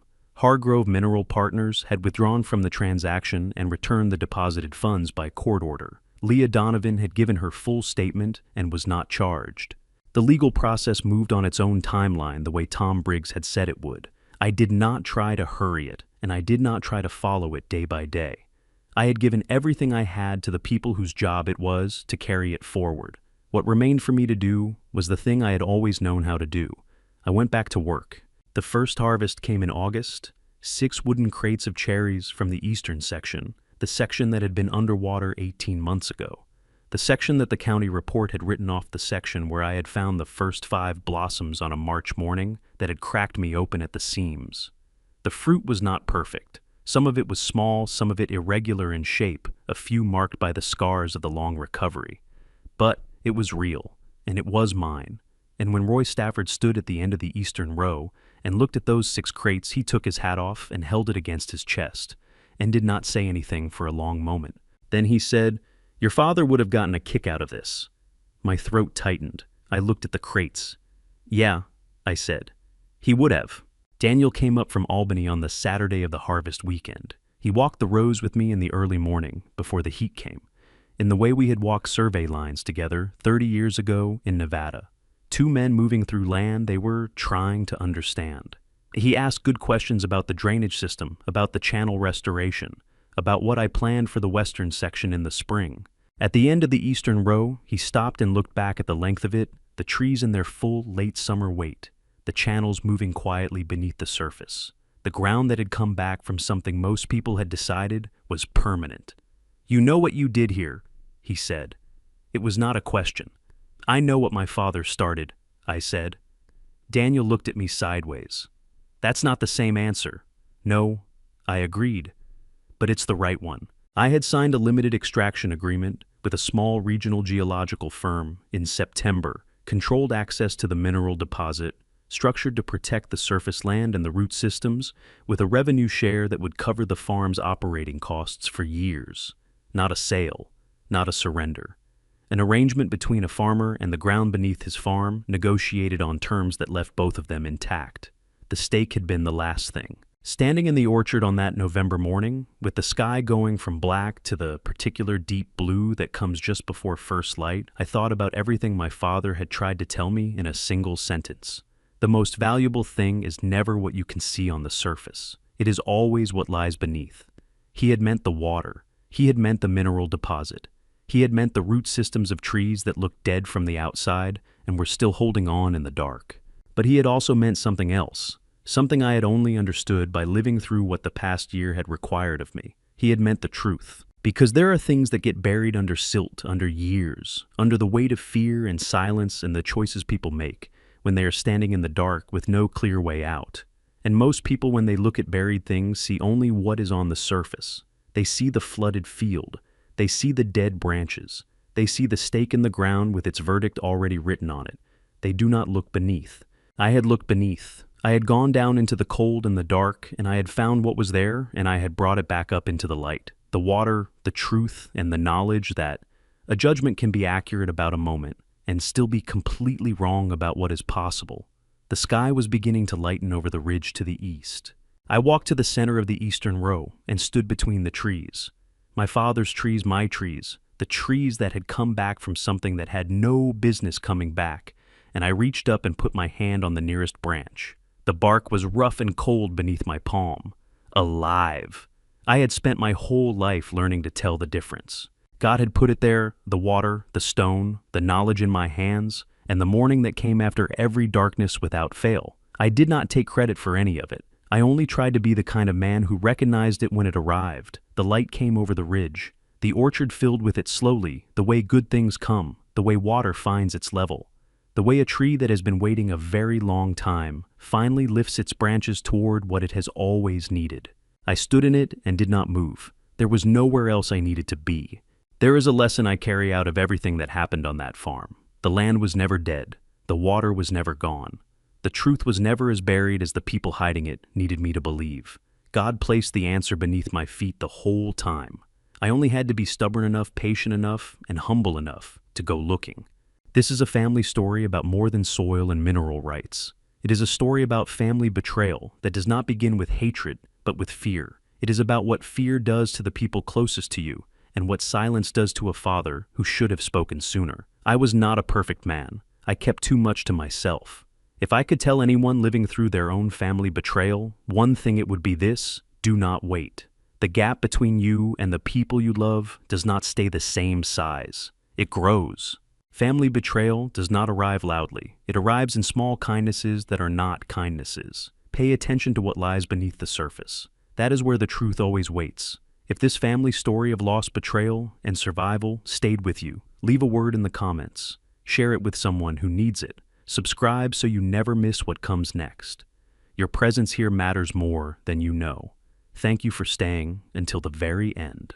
The stories on this channel contain fictional elements crafted purely for storytelling and reflection. If any content is not right for you, please step away freely and choose what serves your peace better. That choice is always yours.